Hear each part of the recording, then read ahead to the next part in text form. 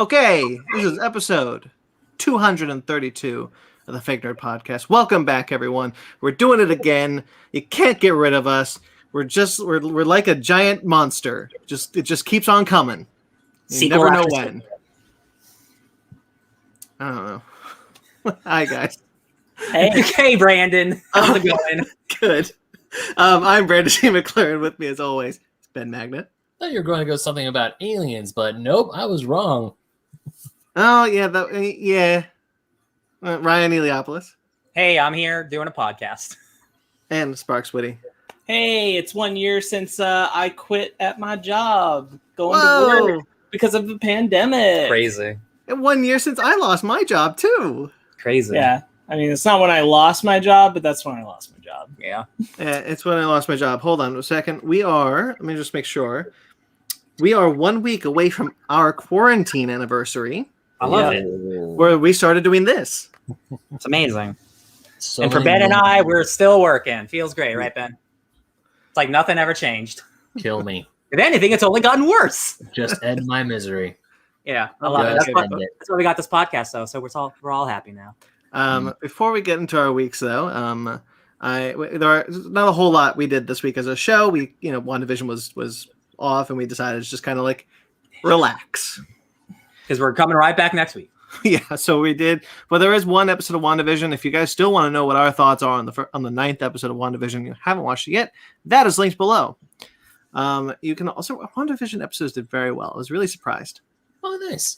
In a good way. People like mysteries. Except for that douche nozzle who'll give us a thumbs down. Screw you. Hey, spoiler alert, the more popular we get, the only more negative stuff we're only going to get. So, get ready for it. The more attention you pay to it instead of the good stuff that we get is when they win. It's just a joke. Oh, okay. I wasn't sure. I don't care. Okay. Anyway, we also have other links in the description from Ryan. You did a Downright Annoyed just a couple hours ago. I sure was. I was downright annoyed with The Dead Don't Die, which I think is a pretty cool movie. Half the people didn't like it, and I totally get why. It's a weird movie. How'd you like Tilda Swinton? It's what? How'd you like Tilda Swinton? She's Tilda Swinton, all right. I like that movie. It was fun. Yeah, she's playing David Bowie, which I love. Not really. It's a joke. It's a fun movie. I saw it in theaters so long ago. 2019. Anyway, and Ben, you have an article on Old School Gamer magazine. Yes, I do. It's all about this glorious little thing that I was playing with last week, and also was playing with before we started recording the show. Finally made it to World 8. Cool. Amazing. Yeah. All right, and that's all we got in the links below. So check them out. Check us out. I guess there's a sale on TeePublic. Check that out. You can get this shirt. Still? Cool. But then it's a new sale. Oh, okay. They like sales. I was like, hold up, what? All right, who wants to go first with their weeks? My fingers on my nose. Foist. Mine too. It's him. Foist. Sparks. Oh, it's me again. Because I didn't do the nose thing. You didn't do the nose thing. Didn't do the nose thing. You know, we have segments for everything else on this podcast, and you think after doing this for almost 5 years, we'd have an easier way to get into this section, but we still don't. So you're just gonna go because we've never done it before. I like it. I like the nonchalantness of it. Yeah. Okay, so I watched more Gilmore Girls. Nobody's surprised. How's Rory doing? Did she get that internship that she really wanted? Oh, you're there. No, I'm past that. That's just the episode I saw walking downstairs. Yeah. No, are you at? Job. Oh, got it. Yeah. Oh, she's trying to get a job now. I know where you are. Mm-hmm. I'm in stuff where I'm like, I might be over this show right now. That's okay. Keep going because you got to see Luke and Lorelai get back together. Spoilers. They're not broken up yet. Oh, oops. It's okay. I knew it was coming. That's part of the reason why I'm not enjoying watching the show is because I'm watching everything happening, knowing what's coming and thinking it's really stupid. Oh, So- Yeah, that's fair. I'm kind of like at this point I'm just meandering on to the end so I can just be done with it rather than really enjoying each episode. But then you got to watch Fear in the Life. Yeah, or you don't. but that's a ways away, and I definitely watched much less this week because I was like, there are a lot of other things I feel like doing right now. Yeah. That's fair. Like Black Lightning. Guys, Black Lightning's dope. I'm catching up. That show's awesome. That show is the best on the CW. Good thing they canceled 100%. it. I'd rather go out on a high note than a bad note. No, it just sucks that like Supergirl is its own thing, but like it's like all like the good shows. Yeah, I don't understand why it got canceled. I don't know that we ever really will. But all right. Dr. Stone is good. Watch more Dr. Stone. That's a good show. People are good anime. People are all stony around the world. People were turned to stone. The anime's good. They do weird things with women's lips on the bad guy side. Oh. Anyway, Invested. I finished. Let's go here. I finished Spider-Man. And then what I mean by that is I finished the DLC for Spider-Man. Mm-hmm. I think Silver Lining was my favorite part, just because I really like Silver Sable's characterization with Spider-Man. Yeah, I realized because I remember when like years ago, however long ago, we talked about like the Silver Sable movie and like who asked for this. But then I realized like every character is cool given the proper treatment. I'm like, oh yeah, Silver Sable is cool. She was cool in the Spider-Man cartoon. Like, yeah, she is cool. I really like her. I don't know if I need a whole movie of just her, but I really like her and Black Cat. I don't know if I need a whole movie of just those two. Hey, but I liked the character interactions between her and Peter Parker. And that movie, that Silver and Black movie had such a wild ride because we're gonna do a Black Cat Silver Sable movie, and then it became we're gonna do a Black Cat and we're gonna do a Silver Sable movie. Different movies. And then that's just all over now. Hey, you're fine. Oh, doggy problems. You're fine. Stop. No. Okay. So Spider-Man. I had time to finish that. I had a lot of downtime Luna. I had a lot of downtime this week because Megan had a lot of rest time this week because she's sick. So that provided a lot of opportunity to consume some media. Like I let her. We watched the Ghostbusters 2016 movie with the ladies because she hadn't seen it, and I think if that movie, I'm not blaming the editor because Ryan and I had a long conversation about this, and I don't think it's the editor's fault. But the editing of that movie, I think, is why that movie is significantly less funny than it could be. Mm-hmm. It's not well paced in its comedic timing, and it could have been. I can see very clearly watching it this time where it could have been. Leslie Jones and Kate McKinnon are really good in it. I talked about it with him. I'm like, in comparison to a lot of CGI stuff I see in movies these days, that movie's really colorful, and I appreciate that a lot. That movie super, super colorful. In fact, I would watching it this time, I relate a lot of its CGI to like the next step of the live action Scooby-Doo movies. Which is also really colorful monster CGI. And I'm like, honestly, in that realm, it works for me. Mm-hmm. It's still just all right. It's kind of how I feel about Paul Feig as a director. Yeah. I mean, there's definitely there's a lot I can say about that, but I don't need to say a lot about that movie. Just, it's all right. We watched Raya and the Last Dragon again. Yeah. That movie's cool. I haven't really changed much of my opinion about it at all. I noticed some things this time where I went, that logic's a little silly, but I don't care. We watched Halloween 1978 in 4K, which was really cool. That was the first 4K disc I played on my PS5. It was really nice. Oh. It is interesting because it's really dark. And I don't mean that in a bad way. I mean that they have the 4K of Halloween has no post-production brightening. So it is just the lighting they had for the set of filming, which might be the way that the original is. I've never seen an original print, so I couldn't tell you. I'll go grab it. But it has no post-production artificial brightening up in any way. So the dark spots are extremely dark, but the bright spots where they intended it to be lit when they were filming it are bright enough you can see everything. So it's very oppressive in a way, but it's kind of works for me. That's the issue with a lot of remasters, that if you don't do it right, you could end up screwing up the colorization of the film. Yeah. So again, I've never seen the original, but I can say all the daylight shots of her walking through the neighborhood early in the film, they're definitely oranger in a more fall color in post in the Blu-ray copy than they are in this 4K copy. The 4K copy, again, all of it is just really what it was. It's consistent, but it is more or less what it would be in actual daylight, Right. rather than like creating a color tonally. That didn't really bother me. I know some people that has bothered them, that it doesn't feel as much like fall, but that didn't really get to me.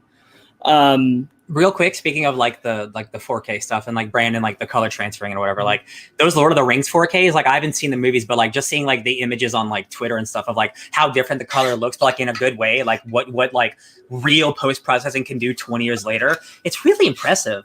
And like even again, like we watched Alien from 1979, and like it's just amazing how good something from so long ago can look. Like just through technological processing, like it's just like it boggles my mind that like film from 50 years ago can look, even good today. It's really cool. Right. That's what we were talking about with like show remasters, like Buffy. We've talked about many times needs a proper remaster because the last remaster of Buffy, quote unquote remaster, was just an up-res, and they didn't do any post production on the color. So the nighttime scenes are in midday because they shot them in midday. Oh yeah. So you don't get that. It looks really bad. But yeah, Halloween 4K. I liked it. I started playing very lightly Hades. Just got in my first couple runs.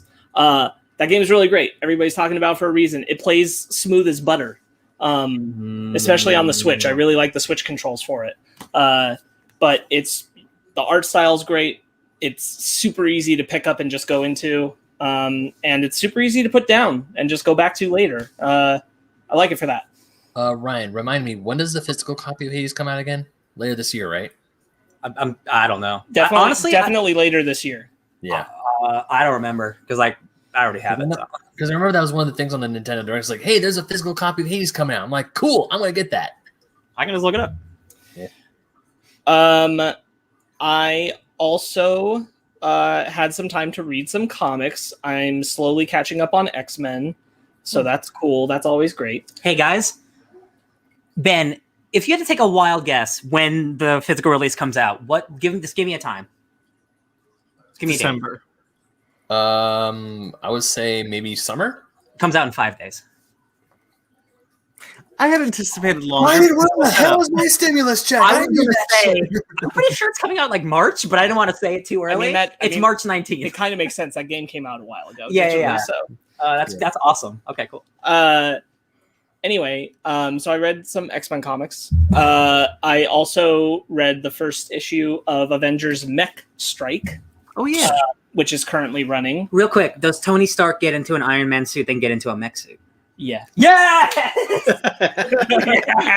I'm gonna read it. I'm gonna tell you right now, they all are in their costumes, then into the. I'm gonna read that comic. Cool. Okay. That is a cool comic. It's pretty fun. It's a fun little thing. I also read because I wanted to. So we watched some movies that we're gonna talk about later, and I was like, man, I wonder if I would feel like I got any better answers if I read the Prometheus comics. And the answer is no. but I read all of Prometheus Fire and Stone. And I don't just mean Prometheus Fire and Stone. I mean the whole Fire and Stone thing. The whole crossover. Prometheus, Alien versus Predator. Yeah. All 16 issues. That's really good. That's a really cool story. I remember liking it. I read it when it first came out. Yeah. You've got Joshua Williamson and Kelly Sue DeConnick as two of the writers on it, amongst others. That's a dope story. Like, it doesn't make any sense in relation to any movies. And it might vaguely work in the continuity of the comics. I'm not as familiar. But it's still just a really cool story. And left me more satisfied than the Prometheus movie. So there's a sequel. Yes, there is. It's called Life and Death, but I didn't have that much time. Sure. I want to say another 16 issues. I was gonna say one of the things that I was gonna bring it up when we do the movies, but Dark Horse really likes to try to like keep their Predator and Alien franchise make sense within the movies. So when Prometheus came out, that really put a kibosh on that. So they were like, okay, maybe we can still make it make sense. They did the Fire and Stone event. The reality is it only makes sense if you don't think about anything from Prometheus. Yeah. Like, you just have to know that event happened And that's about all you can think about and read the comic and be like, yeah, that makes sense. Otherwise, nope. Not even a little. I remember there But being hey, some cool art too. Hey, I saw a xenomorph shark, and I'm Yeah. happy. It looked pretty cool. I'm a happy boy. Okay, and then because of the way this list worked out, the last thing that I'll talk about that we did is we watched a movie called The Dead Don't Die. The Dead Don't Die. Clearly takes place in the neighborhood next to Twin Peaks. Mhm. I liked it. I thought it was weird. The only part I didn't like was the little over the top pretentious ending, but beyond that, I liked it. Word, I agree. It's kooky and fun, and I like that kind of filmmaking every once in a while. I can't watch a marathon of movies like that, but I can watch one of those every once in a while and enjoy it. I really like Adam Driver and Bill Murray in it. I think they're really great together. Yeah. And then I watched 3 other movies this week, and I'll talk about them later. I finished the Fortnite season, like all the Battle Pass stuff. I finished it. You got to level hundo. I got past that, but yeah, Nice. I got there. And I played some too, but I'm not even there. Not even close. I won my first solo match also. Nice. Welcome. I earned it. Welcome to the club. Feels good, doesn't it? Yeah, it felt good. I love it. Wait, was I the Ryan? first one of our group to win a solo match in Fortnite? No. Oh. No, Ryan had definitely done it. I just hadn't done it. You gotta. You just had to cut Ben off at the knees. I will tell you 100%. I have never gone into a solo match thinking I'm gonna maybe I'm lying. Maybe I did win one before this, but I don't remember it. I have never gone into a solo match thinking I'm gonna win this. It's never been the goal. So if it happens, it's just oh, cool. Yeah, dude. I don't even. The only time I kind of try to be okay, don't F this up is when there's 5 players left, because the whole time I'm like, you know what, I'm just trying to do my quests. I'm trying to get as much XP as humanly possible. In this particular match, I legit thought there were 3 more people after the dude that I killed. Ooh. To end it. I thought there were 3 more people, and then it was you win, and I'm like, oh. And I think all 3 of them must have killed each other somehow, somewhere at some point. You know very close to what I did. That actually happened to me. I swear there were other people. Okay, so that happened to me where I killed the same dude who killed me. It was a simultaneous, when 2 bullets scroll past each other, they go, "Hi, Frank. Hi, Fred," and then they just Psst. Hi, Frank. Yes.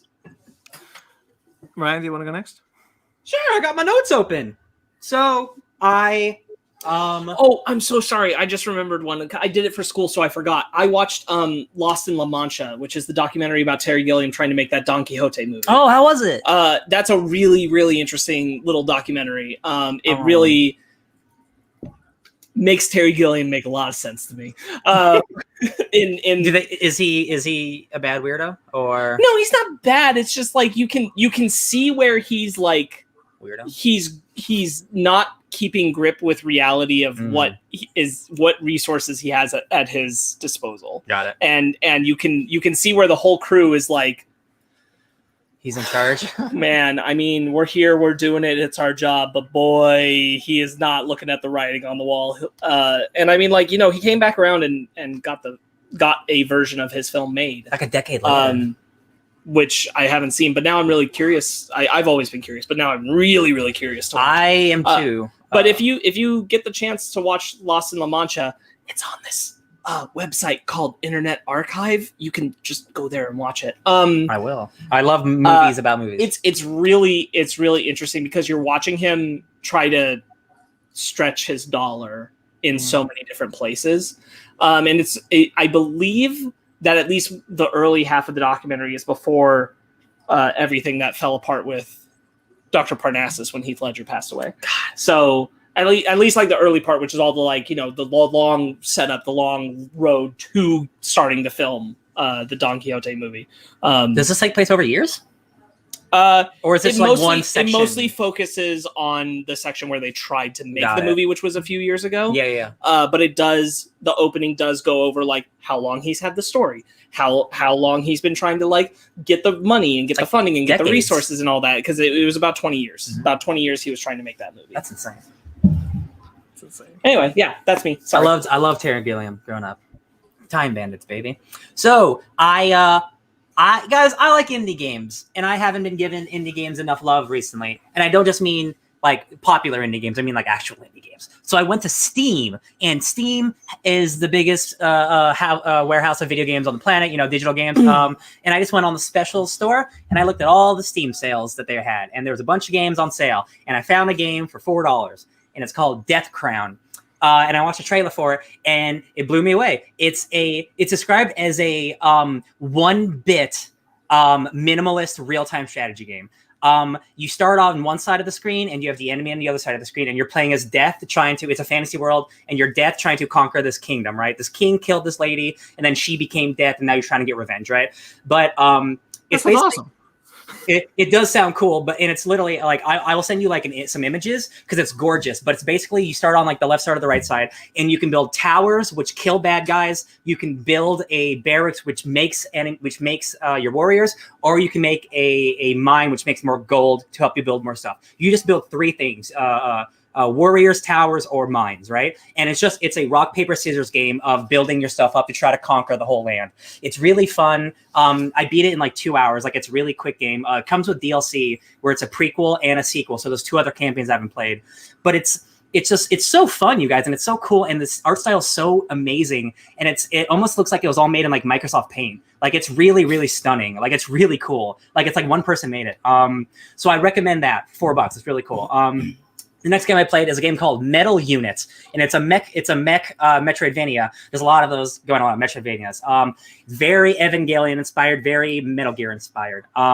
You have a sister who betrayed the humans with the bad guys, but maybe all is not what it seemed, and you're out going on an adventure to find out what happened to her. It's like a platformer, and you assign a bunch of weapons to all your different buttons. You have a sword attack, you have a gun, you have a special ability, very much like a Castlevania or a Metroid. I only played like an hour of that game. It's pretty cool. Got that game for like $5. Worth the money. Then I got back into Genshin Impact because that's a game I just wanted to play. I started playing it on my PlayStation 4, and I regret doing that because I played it for a couple hours, and for a game that's free to play that you can play on your phones, it was chugging really hard on my PlayStation 4. And I think that might just be because my PlayStation is probably going to die soon because it's real old and it sounds like a gas fire. So it was still fun to play. It wasn't like a life-ruining experience, but like it was hitchy. It was like, it was janky a little bit. So I downloaded it on the PC. Get that cat. Get her. So I downloaded cat maintenance. So I downloaded it on the PC because this is one of those games like Fortnite where all your saves are supposed to transfer between, your phone, your Xbox, your PC, PlayStation 4. For some reason, your PlayStation saves don't carry over with everything else. So I can't start over again on the PC. I can't continue my progress on the PC, which sucks because I really don't want to start over. But I immediately started it on the PC, and it runs so much better. It looks twice as good than the PlayStation version. I'm like, shit. I think I'm just going to restart the game because it already looks so much better. That's a Breath of the Wild open world fun game. It's really great. I think it's fantastic. I played some Hitman 3. Still great. I played some Fortnite, Dead by Daylight. That's still great. My favorite TV comedy is It's Always Sunny in Philadelphia, and I haven't watched it in a while. And everyone has their comfort show that they go back to, The Office, Friends, that kind of thing. My show is It's Always Sunny. So I decided to go back and watch the last season because that's the one season that I haven't watched 1,000 times over again. And guess who directed a lot of those episodes? Matt Shackman, the guy who did WandaVision. And it shows because that guy has great comedic timing. And I forgot how weird and almost WandaVision-y that show already is, where how it breaks the fourth wall and it's really stupid and weird. And I'm like, right, that guy made one of my favorite shows of all time. It makes sense why WandaVision's so cool. Did you see the Kevin Smith interview with Matt Shackman? I did. That's why I watched It's Always Sunny, because I watched that interview. It's a great watched the interview too. Yeah, it's really good. So yeah, I watched It's Always Sunny, and then I think that might be it. I am all caught up officially on Critical Role. I can't even tell you how many hours I've watched. Too many hours. It's probably a calculator. But I'm officially caught up, so I can watch the live show if I'm home in time from work. So that's a new complication. Can I even watch the show live? But I'm finally caught up, so that's really cool. So I have so much more time now instead of devoting 18 hours a day to one show. So that's going to be real cool. Let's see me watch nothing. Yes, that's what's going to happen. You picked up a bunch of comics. Did you read any of them? Ooh, I sure didn't. I was just really in a video game mood. I bought my comics on Friday, so there hasn't that much time. But I looked through them, and literally half of them's X-Men, and I spent a lot of money. So I'm this week, I'm just gonna pile through them. I'm so excited Because like I was looking through that Demon Days, that Peach Momoko comic. That looks sick, dude. I cannot wait to read that book. I really like that one. Yeah, I know what you mean because I've been in hard video game like desire crave mode. As of late. I meant to tell you, by the way, PlayStation had a big indie sale. Oh, I was looking at it. We might have some horror titles for Ben on my PS5 now. Oh yeah. Hell yeah. What? Speaking of Ben, Yeah. you want to go? Yeah, sure, I'll go. Not a whole lot, but this week I finally got to see a movie that some people have told me that how come you never saw this movie? This movie's a classic, and that's the original Coming to America. So because Fanny is a huge fan of the original, and we've been together for almost 6 years, almost 7 now, and she's trying to get me to sit down and watch Coming to America, and it finally happened this week. We watched that and the sequel, and I really enjoyed the first one. I thought the first one was great, but I don't know why. The one joke that got me in stitches that I could not stop laughing was after Prince Akeem and Semi are like trying to figure out where in America to go, either New York or LA. So they're looking at a map and they say it's like, but where will we find in this land of New York a woman of such style and grace that's fit for a king? Queens. Yeah. It had me in freaking stitches. I thought it was the funniest joke I heard. The rest of the movie I had a blast. I really enjoyed. And even the second one I had a good time with. I really I love seeing all the returning cast members come back. It got me a little sad when for James. This is right in the beginning of the movie, so I don't think this is really a spoiler. But James Earl Jones' character dies. Yeah. So it's like, man, when he actually like does pass away, it's like, man, that's going to suck. I was about to say he's not actually dead in real life. No. Why would they do that? He just didn't want to be in it. He's old. He's old. Yeah. He's in his what? His 90s or his 80s? Either one is old. Either one, yeah. Yeah, he's old. But I mean, seeing James Earl Jones it's off. Like the whole movie, I enjoyed. I still think the first one was a little funnier, especially when he's on stage. He's like, "Good morning, New York. F you. Yes, F you too." That's my favorite line. I love that. I've heard very mixed things about the sequel, but not bad enough where I still don't want to see it. Or I mean, I do want to see it. Like, I'm still curious. Because I haven't watched that first one in a while, but I remember loving it. So yeah, Megan's never seen the original, so that's something we want to do. Watch the sequel sometime, but we didn't do it this week specifically because we weren't watching anything on Amazon Prime because of the strike. That's right. Hell yeah. Don't say it. Don't worry, Ben. You didn't do anything. Don't worry. Ben, it's okay. All right. You boycotted them long enough. Yeah, I have. I'm so sorry, Ben. You spoiled it. First comment, a little bit tired. Says, no, he dies? Question mark. Oh, I know who that is. Oh, you know who that is? I'm pretty confident I know who that is. Anyway, and don't dwell on that. Move on. Yeah, not dwelling on that. So, also in video game stuff, I've been playing my little Super Mario Game & Watch. As Brandon said earlier, I wrote an article about said Game & Watch. Link is in the description down below. It's for oldschoolgamermagazine.com. Video games, I pretty much just been playing Golden Sun on my Game Boy Advance and my Game & Watch, really just for a little bit before Golden bed. Sun? It's a RPG. Oh, I was trying to make a joke, but oh yeah, it's on me because I had falsely thought they were Pokemon games. 2 Pokemon games that you just named. Funny enough, there is a Pokemon. I know. Yeah, you know. I actually have the Sun version in my drawer right now. So that's on me, Ben. It didn't work. It's okay. So, besides that, so as you guys know, I'm a huge fan of the store Lost Levels that have locations here in Fullerton and in Claremont. And on Friday, right after the store was closed and I was about to go on my break, one of the games I've been looking for, Advance Wars, went into they got it. So of course I'm like, do you still have it? Is it there? And no message back. They just liked my comment. So next morning I go see my mom before I go quarantine myself. And then I'm just like, let's just make a trip down there. If it's there, cool. If it's not, I'm not going to worry about it. Also, I get to hang out with my mom. And right when I walk in the store, the guy looks over to me and says, Advance Wars? I'm like, I love it. Nice. And I got it. This is one of the harder games to find for the Game Boy Advance. Actually really cheap, $30. And thanks to my mom, she was very kind enough to buy this for me. She did not have to. She, I guess, because my brother is moving over in Miami, so she's like, "Oh, I gave your bro some money, so I'm gonna do something for you next year." I'm like, "Oh, thanks, mom." So yeah, damn it. So yeah, I found this. And now it's broken. That sucks. And one of the reasons why I was really glad to find this is because the same developer that makes this game is responsible for the Fire Emblem series. So this was their first jaunt, or at least this was one of the first games of theirs to come out in the United States, because we would not get Advance Wars or Fire Emblem until the Nintendo game, or until the Game Boy Advance, because those games have been going on for years in Japan, thanks to the Famicom, Super Famicom. So I now have a really sought after game. It's mine. It was cheap. I'm happy with it. Advance Wars rules. That's a franchise that everyone wants them to bring back, but they won't for some reason because they're cowards. Well, they're making too much money with Fire Emblem. You can do both. Have your cake and eat it.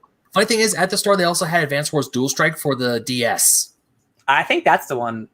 I think I played that one. I don't know. I played a lot of Advance Wars. Those games are cool. Well, up until this one, the last one I played was Days of Ruin, and apparently in the Advance Wars community, that one's not that good. Like, they didn't like that one so much, but I might get it again someday. Other video game stuff, I also played Fortnite, and I also managed to get up to level 100 and beat all the Battle Pass stuff. Holy shit, that's all so much playing, Ben. I love it. Ben played a lot of Fortnite. Actually, no, I didn't. I kind of cheated because I was able to buy 25 levels with enough V-Bucks. Oh my god, Ben, you just spent that much. They got you, baby. They got you. Ryan, no, it was already in my account. It was already there. And then I saw it, and I thought to myself, like, I can either save it or I can jump, because I really wanted the Mandalorian stuff. So I figured, F it. I went with the Mandalorian stuff. And I still had 500 left over. I didn't shell out any more money. It was already there. But Ben, all the hunters are available right now. All of them, every single one. I almost bought one, but I couldn't. Street Fighter's back. All of them. I know Street Fighter's back. I saw Street Fighter, and I'm like... Speaking of, did you guys know that Chun-Li's not in the new Mortal Kombat movie? It makes me so mad. Me too. The disrespect. And they announced it on International Women's Day, too. How could they? It's awful. Just saying. Get your facts right, Mortal Kombat movie. That's probably my favorite thing to happen on the internet this month. We can't talk about it. We can't do it. No.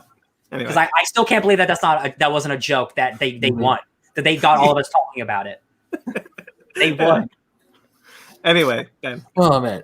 So yeah, I played a little. So I did that. I got the Battle Pass stuff. So now I'm like a level 107.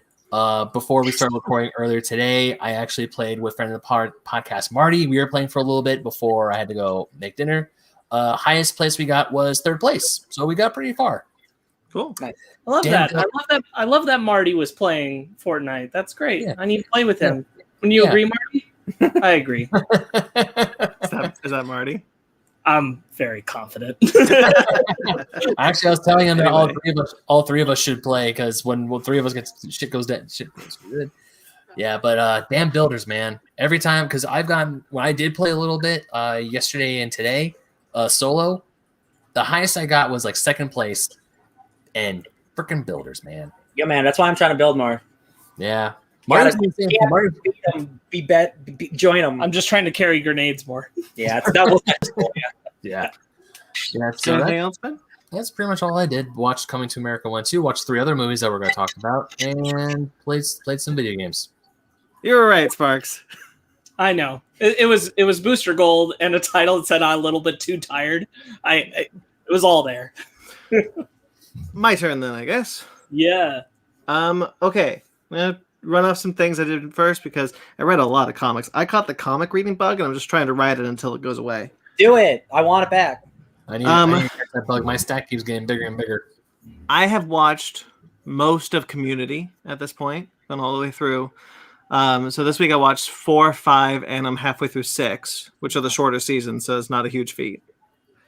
4, I think the first, I want to say some quick things about Community, because I think the first 3 seasons are great. I love that show a lot. Season 4 is the one that doesn't have Dan Harmon, and it's not necessarily a bad thing, but you can tell that it's missing something. There's a couple of good episodes in there, but ultimately it just kind of falls flat. There's actually a lot of good episodes for Pierce, which is because Dan Harmon hated Chevy Chase. And season 5, Chevy Chase is gone, which doesn't really do a whole lot to the team to the group. But Dan Harmon comes back; he does his best. And then Troy leaves that season. Donald Glover leaves that season, and that does kind of hurt the show. But while the show never really recaptures what I think it's its magic from the first 3 seasons, even when Dan Harmon's back on the show, I think the season 5 has 2 of the best episodes, which are the ones where Pierce died and they went to his funeral. Walton Goggins guest stars on that one, and the next episode afterwards where they have to play The Floor Is Lava before Troy leaves. Mm-hmm. And I think both those episodes are incredible. The Walton Goggins one especially makes me laugh every time. Have any of you seen that episode? I know Sparks has. No, I stopped after 3. I would recommend, honestly, just watching the episode that we're referring to, because you can. Yeah. It's easy to just jump into it. Yeah. Besides the episodes that Brandon showed me on season 1, I also saw, I think it's season 3, but it's a few episodes that eventually lead up to the paintball war. It's good episodes. Matt says, well, I want to say Allison Brie is like the Lone Ranger. I think it's season 3's paintball war, where she's like the Lone Ranger. Yeah. Season 2. Those are Russo brothers episodes. Yeah. Justin Lin actually did the second one. Nice. Oh, okay.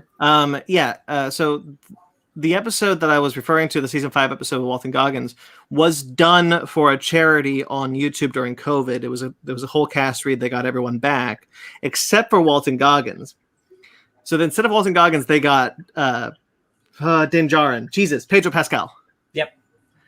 They got Pedro Pascal, who clearly did not read the script beforehand, and watching his on-camera reactions to the words that he has to say is amazing. I love it.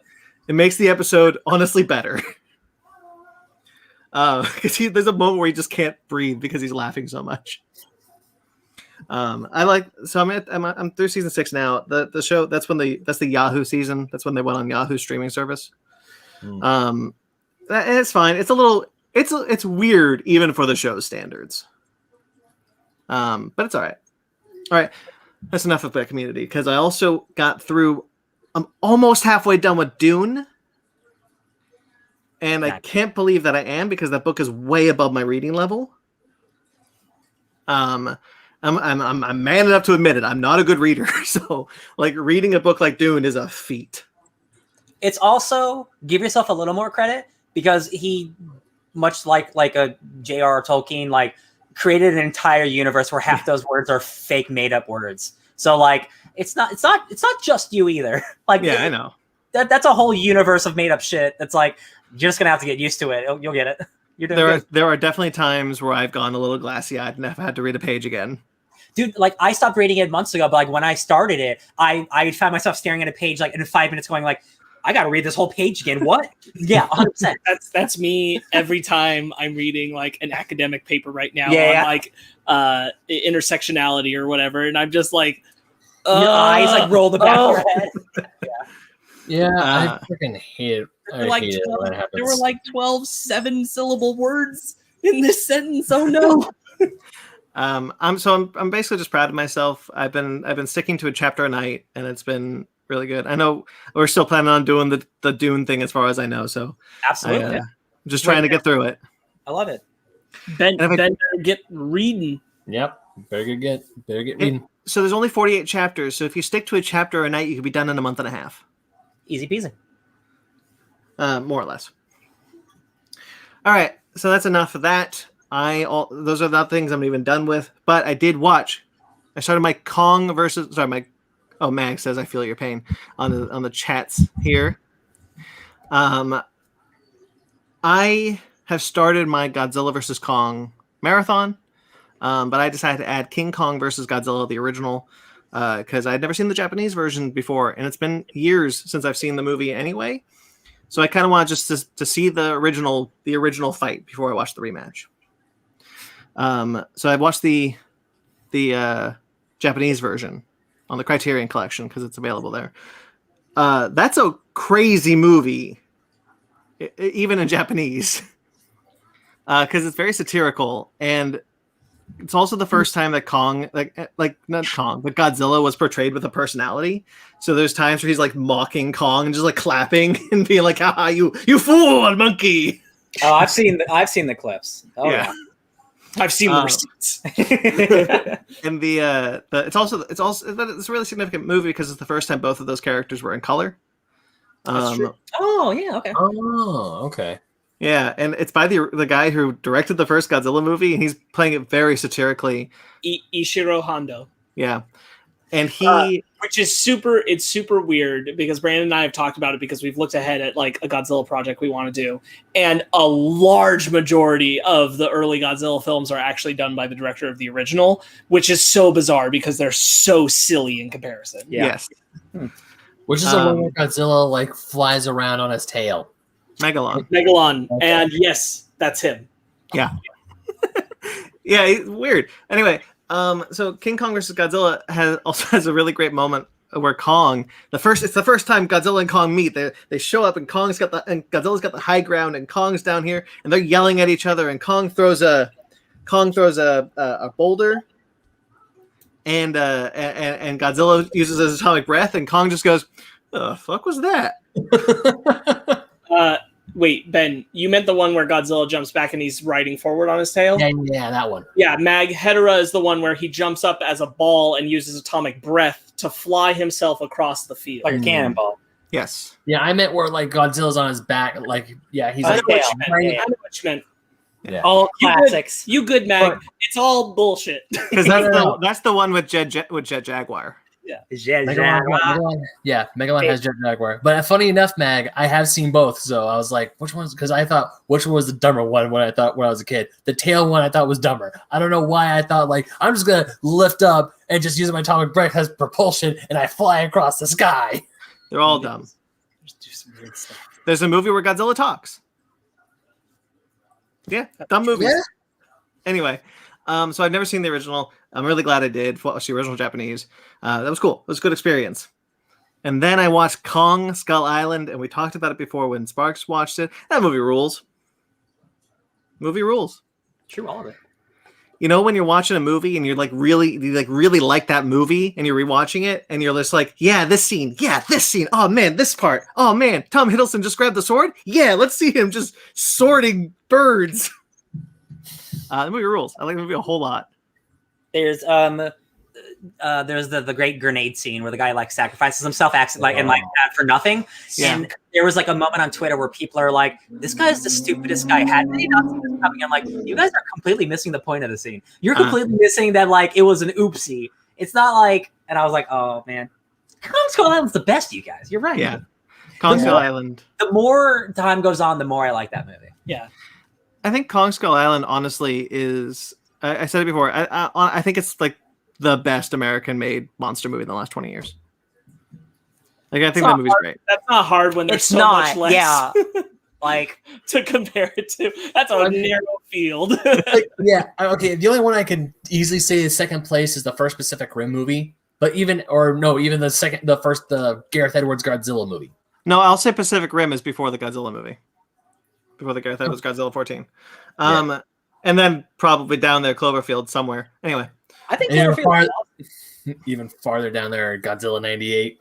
I don't even count that. Doesn't count. You're right. It's not in the last 20 years. Ben, count. No, it's still in 20 years. Ben. Did you say that Godzilla 1998 came out 20 years ago? Oh, no. 2000. No, you're right. You're right. I can't do that. You guys should know this. I wish it was 2018. Ben just had a heart attack because he went back in time to 2018. Body, it's Godzilla. Anyway, Ben, Kong Skull Island rules. I love that movie a whole lot. I mean, he just wants us all to be young again, and I agree. No, yeah. I do. I want to go back. What I would give to be 27 again. What were we? Because when we were watching Alien today, we were just talking about, man, John Hurt was young, and it's like, remember when we were kids and this movie didn't feel old? Yeah. Now we're old. Yeah. And this movie is old. I was gonna say, I was like, God damn, that is a young Ian Holm. Yeah. God damn, I'm getting older. I don't like it. Ian Holm is in. No. Oh. Yeah, it's Ian Holm. Yeah, Yeah. Ian Holm. Oh yeah, but we were talking about John Hurt because Yeah, but John Hurt too. I mean, they're all very young in that movie. Everybody in Yeah. that movie is young compared to today because of time. Because it's 40 years. Yeah. Okay. Anyway, so I read a lot of comics, as I said. So I'm going to rattle off a couple. I read Children of the Atom, the new Vita Ayala X-Men book. Finally. I don't think that was on my pull list. Uh-oh. It's finally here, Ryan. It came out this week. It wasn't on my pull list. I'm so mad. That's good. That's good. I'm intrigued for it. We'll go. I need that book. Yeah, you gotta go back. I gotta go back. I definitely feel like Uh-oh. it belongs on the in the Dawn of X era, and not necessarily in the Reign of X era. But we'll see where it goes. Well, that book, from people who read it saying, wow, you can tell this book hasn't been edited in a year and a half because it was supposed to come out last year or even before that. So that book's just been literally sitting on a shelf. So it makes sense that it doesn't feel appropriate to now, maybe. Yeah. But like the second issue has already been written, but the third and fourth not. So I'm sure it's fine. Yeah. It'll even out eventually. Yeah. That's really good because I was in a huge Wiccan place because of WandaVision. And You read Empire. No. I'm going to, though, because I found out this week that a lot of the Young Avengers works are not in print. There's only like 4 out of the 6. There's more than 6, but like a bunch. So I'm going to just skip right to Empire. I'm probably going to read that this week. But I did read King in Black, Wiccan, and Hulkling, which is the King of Black tie-in for them. That was good. I really like that. I'm glad. You'll get more insight once you read Empire and what all that means. Yeah, it's their honeymoon. So I was like, oh, okay, I kind of understand some of this. Yeah. Yeah, it's good. And I read. Hold on, I gotta bring this closer to me because apparently I'm blind. I read Wonder Woman, the new Wonder Woman run. Is it called Sensational? No, this is just Wonder Woman. Okay, because I picked up like a month's worth of comics. I have like 7 Wonder Woman comics. Do you mean the one that started a few months ago? No, I'm talking about the one that started after Infinite Frontier. So Wonder Woman 770 with the new creative team. Sorry, got it. Yeah. I've still been reading that book since 650 or whatever. So yeah. So I picked it up for Infinite Frontier with Beckett Cloonan. Yeah. It's really interesting. I'm not sure if I'm hooked, but I'll give it 3 issues to see where it goes. It's Wonder Woman. She wakes up in Valhalla for some reason, and she's fighting Vikings. So it's cool. Oh, that's never happened to you. Well, there was that one time. There you go. Then I read Batman Urban Legends, which ruled. Yeah. That's the one with all the side characters that we want to have regular books? Yeah. Yeah.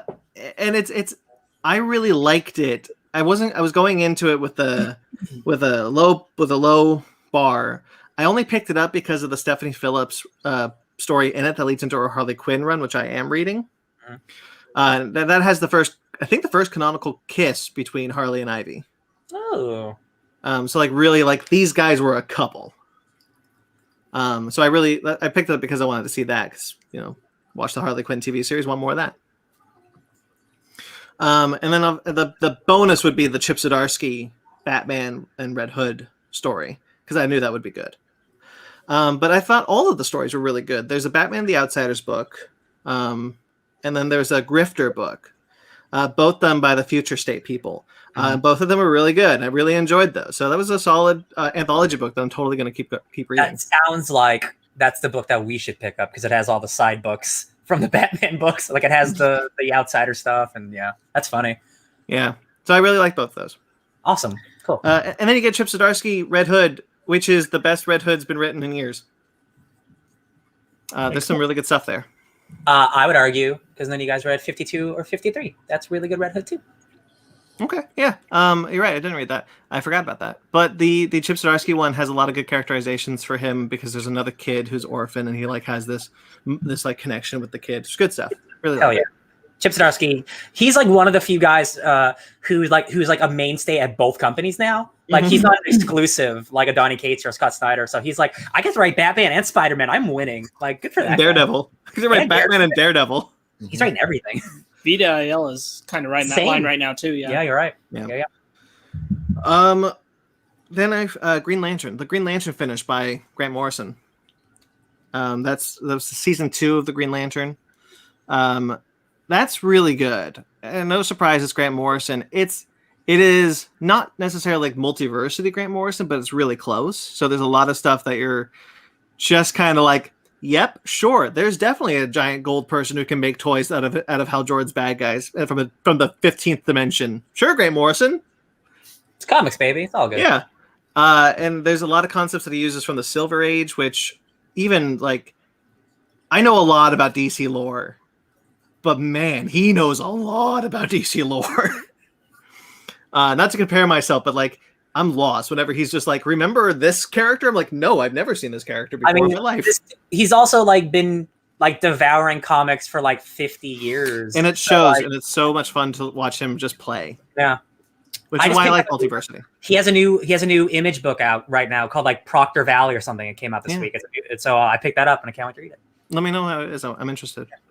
It's just a really good Hal Jordan book, and I really enjoyed just reading a Green Lantern book, especially by him. My issue, though, was because I found out that Liam Sharp, I think, is his own colorist, and it triggers my color blindness, so there's a lot of pages that I just can't see. Oh, that sucks. Guys, I just want to throw out a quick reminder, because it's new to us, so we're still struggling with it. Grant Morrison's preferred pronouns are they and them. Yes. They and them. You're right. I apologize. My bad. Thank you for that. So Liam Sharp's art triggered my color blindness. So there's a lot of pages that are really hard for me to see, and that really sucked because his art's gorgeous, and I'm really upset by that. That's a bummer. But say la vie. All right, I read volume 2 and 3 of Sunstone. I told you guys I was going through it again, so I read volume 2 and 3 again. I've only read the first 5, and I'm reminded every time I read it by just why I fell in love with it. There's a moment in volume 2 where Lisa, who's our main character, is getting ready to be introduced to her girlfriend's friends with benefits, best friends, whatever she wants to call her in the volume, friends. And there's like this nervousness, and then they meet, and she's like, I felt comfortable for the first time I could be myself, and I didn't have to hide anything. I was like, the things that I think Sunstone gets really well, I'm sure he gets the BDSM well. I don't know anything about that to say, but the things that I really connect to are the real character moments where he does a really great job of portraying, for example, in this volume, what it feels like to have true friends. What it feels like to meet that person or people and just relax and not hide anything from them and just be your complete self. And I thought that was just really beautifully well done and just reminds me every single time about why I like that book. And then I finished Undiscovered Country. Read a lot. I apologize. No, you're good. Jealous. 6 through 12 of Undiscovered Country. I was that far behind. I'm also like that far behind. I'm still picking them up. I'm just so far behind. Yeah, well, when I read everything before the pandemic, and then I didn't read anything when it started coming back for the pandemic. That's probably exactly right. Yeah. But thank goodness in issue 6 they have a, by the way, if you don't remember where we were. That's good. That's that good. Was nice. That's a really cool book with a really interesting world and concept. I really enjoy that.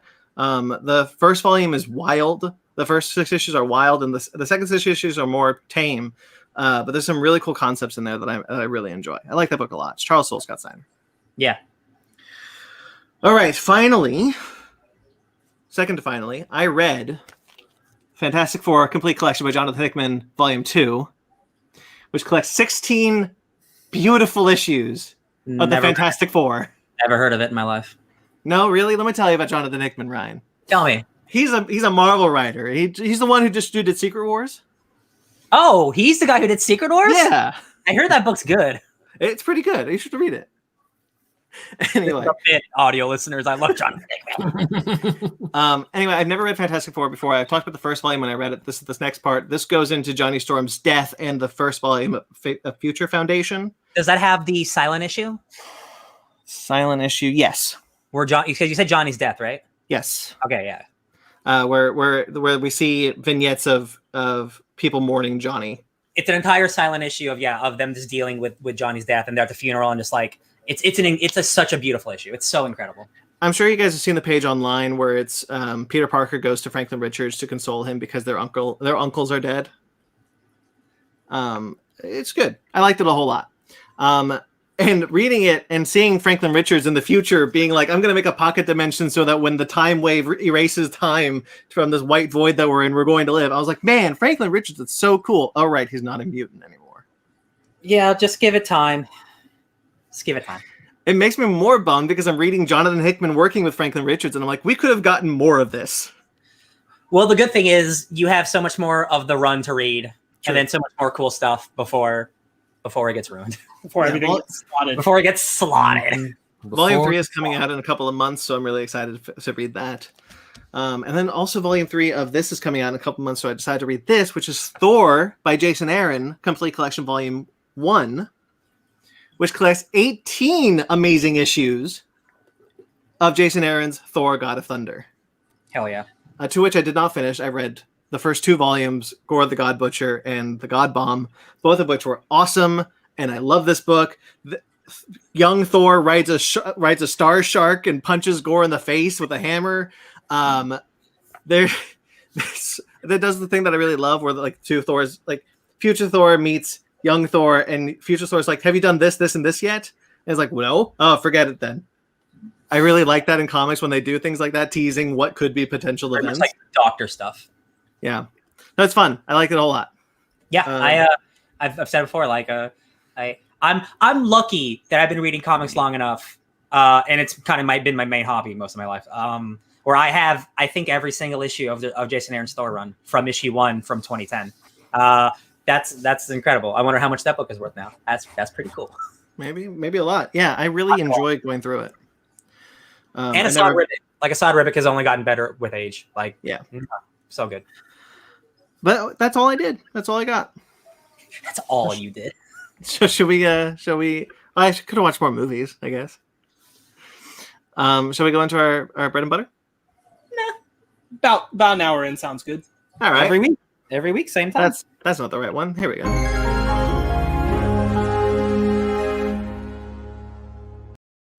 Butter. Did you just... Well, I just want to say it. All right. Of course, the thing that's been going in my mind is like, come on down to the butter barn. Yes. These 2 know what I'm talking about. Yes, you did. Yeah. That's a Fortnite reference. God. Is that a goddamn joke? No. Okay. We have some sad news to get through first. There's not going to be a whole lot of news, I don't think. So we'll see how quickly this goes. For once. You may be in for a shorter episode, or you may be in for a longer one. We tend to play fast and loose. Let's pontificate about something stupid for 45 minutes. Right. So Gordon Hall passed away this week. He is the founder of Rockstar Leeds. He helped. He was the lead designer on Red Dead Redemption and LA Noire. He passed away this week at the age of 51. Did you say how he passed? No. Sorry. No? Okay. That sucks. Rockstar is one of the greatest game companies in the world. Like, I play every single one of those games. That's a bummer. Yeah. And Frank Thorne, who is a comic artist who is best known for his work on Red Sonja with Marvel, passed away this week at the age of 90, just hours after his wife died. Oh. Man, that's really sad, but also that's like kind of like one of those weird, like, morbid romantic things. You know what I mean? Yeah. Like they lived their whole life together and they kind of went out together. Like, I'm trying to make that seem sweet. That's such a bummer. It kind of is romantic in like not even like a morbid way, but like a star-crossed lovers kind of way. Yeah, like our time together has ended together. Like that's kind of sweet. Yeah, It's It's a long life too. 90 is no number to scoff at. No, it is not.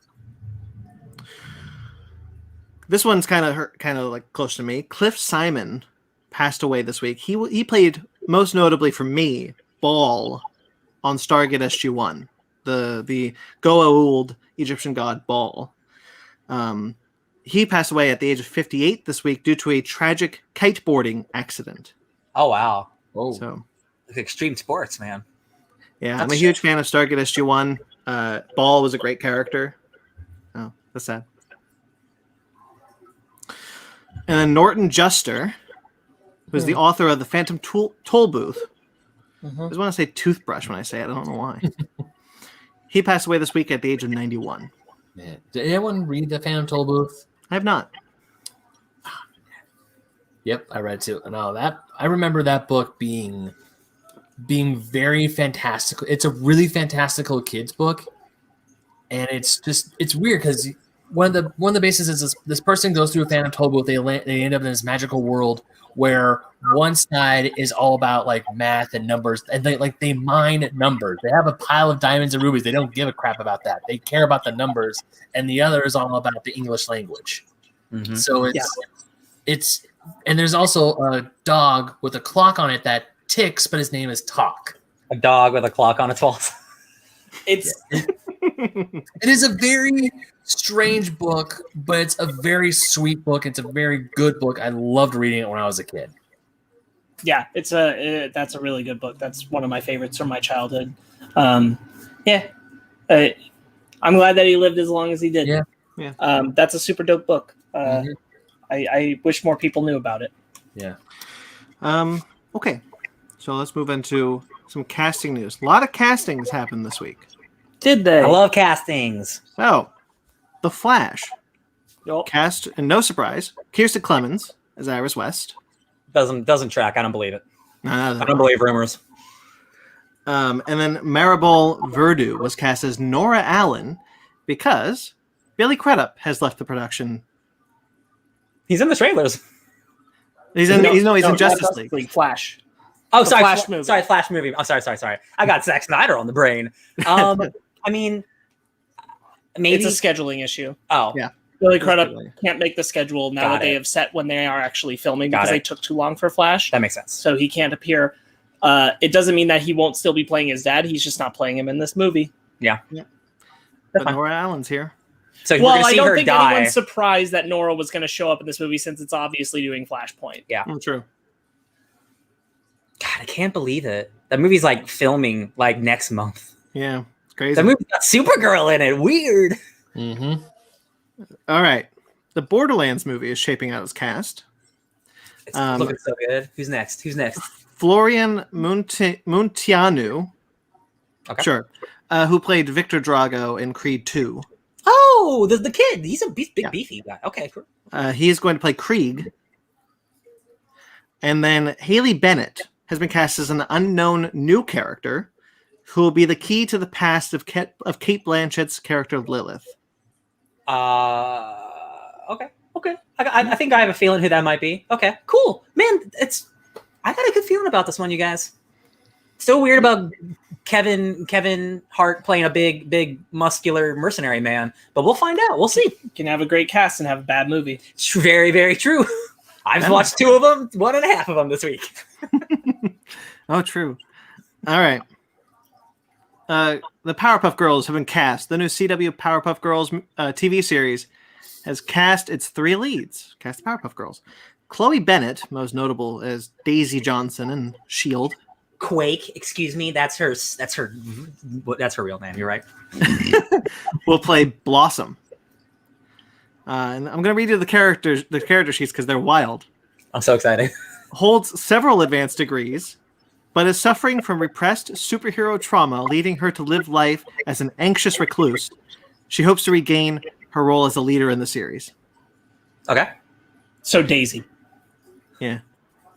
Dove Cameron, who was also on Agents of S.H.I.E.L.D., will play Bubbles, who is still the same sparkling character as she was in the past, but is now interested in recapturing her fame by saving the world. In terms of casting, like she looks like a Bubbles. It's hard to think of what they're going for a Bubbles and not end up with Dove Cameron. Yeah, So super blonde, blue eyed. Like I'm a sprite. Yeah, like that's good casting. Sure. Yeah. And then finally, Yana Perrault will play Buttercup, who has spent most of her life living anonymously and trying to leave behind her past. I'm glad that not all of the Powerpuff Girls are white. Yes, I think that's nice. That's cool, and she's gonna be like the cool angsty one with like a nose ring. So I'm all about it. Chloe Bennett herself is half Asian. That's what I was also referring to. Yeah. Yeah. Honestly, I'm excited. See, like again, like I like the idea of kids growing up and dealing with their past, like as superheroes. I think that's a cool idea. I just worry that it's the CW. That's what it is. I worry about that too, and I have a hard time picturing you like. I can see you translating the Powerpuff Girls fine. I can't see you translating all the kooky characters that live in that world. I want to see him and Mojo Jojo. Yeah. Like, oh my god! I want to see them in live action too, Yeah. but not on the CW budget. That's what I mean. What's Like, what are they even gonna? The Amoeba Boys. Oh, the Rowdy Rough Boys. They're my favorite. Yeah. They're not gonna do the Amoeba Boys. They They're not. probably will do the Rowdy Rough Dude, Boys I because just- that's the easiest thing I they just- could do. It's like a big buff I dove feel like camera. they could probably do him pretty well. I forgot the name of the guy with the big pink puffball in the overalls who lives in the Fuzzy outskirts. Lumpkins. Him, thank you. Isn't there like the seductress lady who like? Yeah. Yeah. The Medusa chick. Yeah. All those She- villains are awesome. Their teacher. Yeah. Oh man, I'm Wait. about the premise, but again, it's like I'm not sold on where it's at. That's the thing. It's like this, like the Powerpuff Girls growing up. That sounds awesome. It's on the CW. I'm not that excited anymore. I'm still stoked. I'm No, still that- like, that's I want good. them to be angsty. Like CW makes sense, but I just feel like it's gonna like no offense to like the Vampire Diaries, but like that's kind of like what CW shows turn into. My only like. Because I'm not saying like, oh, on the CW means it'll be bad. I just talked about that Black Lightning's a fantastic show. Of course, there's good stuff happening on the CW. Legends of Tomorrow is surprisingly great. Superman. I haven't watched it yet, so I can't speak to it. Yeah. But that's not my concern. My concern is I don't want the Powerpuff Girls to be this take, but it's mostly them doing things that the cast of Arrow does. Oh, sure. That's what. Because that's the what thing is is I the can't show? see them visualizing most of the, or I'll even extend it out further. I really don't want to see them just doing things that the Flash does. Yeah. I want them to do things the Powerpuff Girls would do, as far as like the characters they'd interact with, and I just can't see it. I don't want to see them throw anything of Riverdale into this. I feel like they will. Hey guys, Wait, you think like Archie's gonna show up? No. can't- Just like elements from Riverdale with like all the. Never mind. see Ben, you can't shit on Riverdale because right now they're doing the most insane shit on TV where they did a huge time jump 8 years in the future and like it's become a parody show. Like you can't shit on Riverdale. That show is actually like really cool. It got good. It's always been shitty camp. It leaned into it so much more, and like that show's actually enjoyable if you're wanting to watch it. They're at war.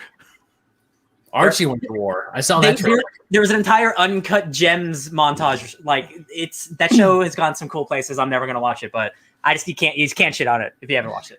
Anyway, I watched it for 2 seasons. You watched all 2 seasons of it? Hot dog. He was the most positive on it when we decided to watch that Riverdale episode. I'm proud of you.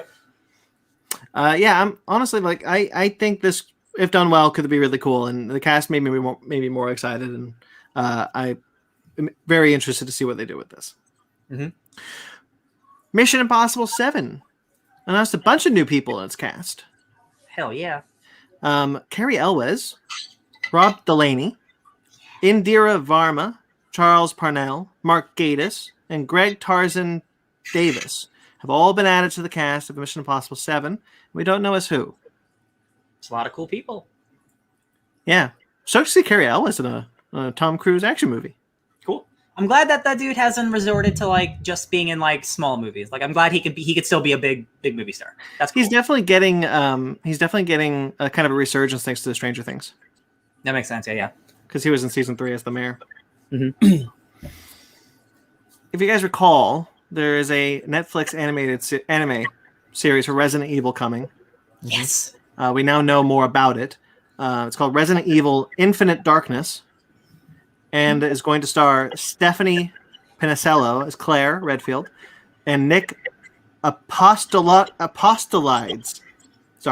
as Leon S. Kennedy, reprising their roles from Resident Evil 2 the remake. Yeah. So the guys who did the most recent voices for the games are just doing the movies. I think that's great synergy. I think that's hella cool. The shows. Yeah, sorry, yeah. I meant, but like it's the same The people. anime. Yeah, the anime. I think that's This is the 3rd Resident Evil project, and the 2nd coming to Netflix. right, because there's a movie, and then there's like this thing.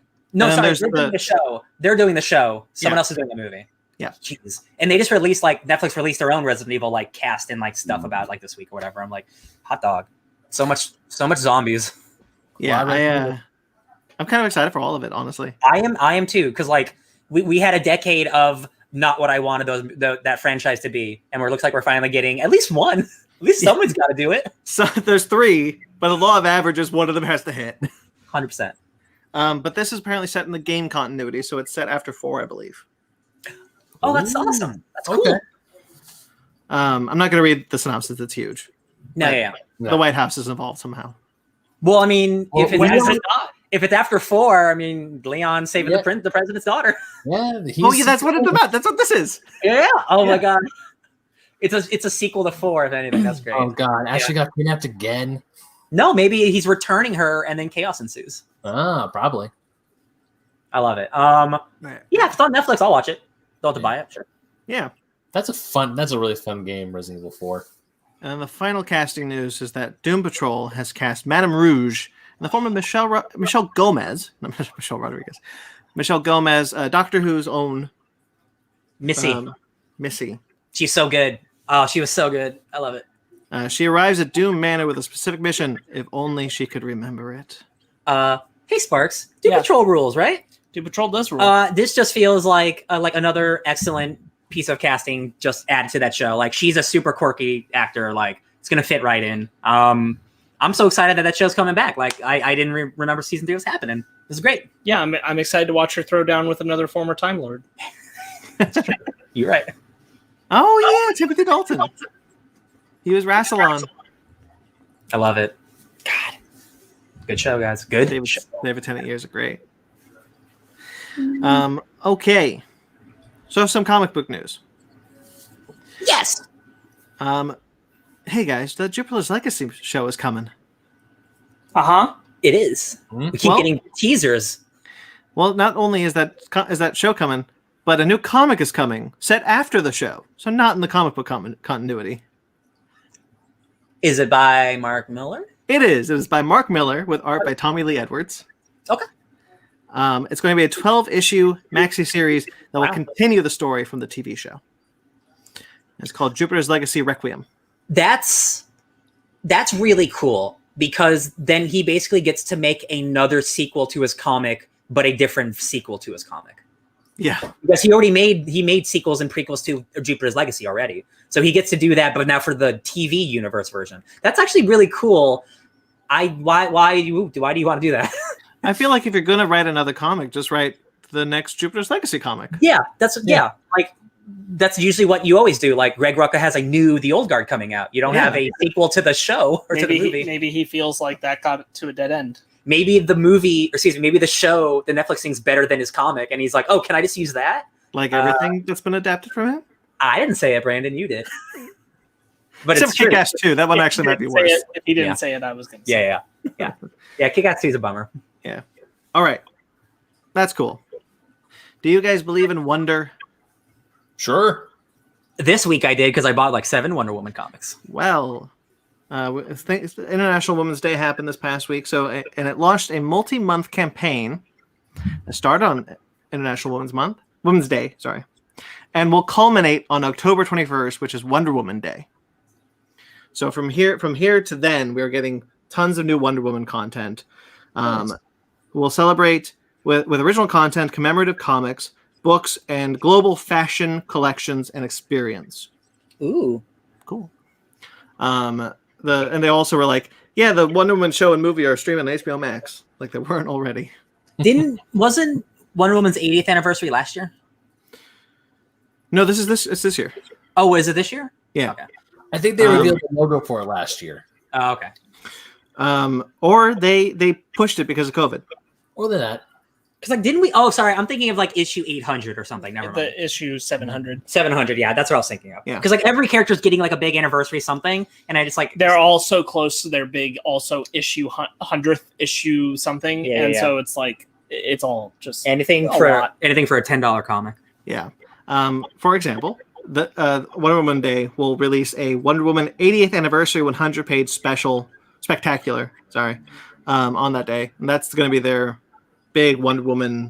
We've had it with Batman and Superman. So, we don't know who the creative teams there are yet, so we'll wait and see there. I'm going to assume it's everyone who's working at DC right now, just like every single other one of these things. Probably. The original Wonder Woman comics are currently available for free on DC Universe Infinite, so you don't need a subscription there. Nice. And every month, different Wonder Woman stories will be available for free, so they'll cycle through free Wonder Woman comics until Wonder Woman Day. That is something that all of the comic services do. They have a small set of free comics you can read, just to try to entice you to use their service a little bit more. It's not a lot, but like, hey, like every month you get like a dozen free comics or something. Yeah. And then this one's cool or weird. Wonder Woman digital stories are also going to be available on Google Assistant. So you can ask Google, hey, tell me a Wonder Woman story, and it will tell you a Wonder Woman story. I'm not against it. Can I see for myself? Hey, Siri. Yeah, that's cool. They also announced this week Wonder Woman Black and Gold. So we've seen this with Superman Red and Blue and Batman Black and White. This is now Wonder Woman Black and Gold. Didn't Harley have one too? Oh yeah, red, white, and black, white, and red. Yeah. And Logan. Wolverine had that same one. Yeah. Wolverine's a little bit more violent, if you ask me. So, as I said, it's going to be in the vein of that. And it's going to be black and white with splashes of gold to illustrate the lasso and her this symbol in there. So makes sense. The first issue will have its first story will be written by John Arcudi, who wrote BPRD or is currently writing BPRD. I actually don't know if that book is still going. I don't know if it is, but that dude, yeah, he's been writing that book for a long time. Yeah, and Ryan Sook will draw it. Ooh, Ryan Sook's real good. They're going to write a story that will explore Wonder Woman's immortality. The first issue will also include stories from Becky Cloonan, who will write and illustrate a tale.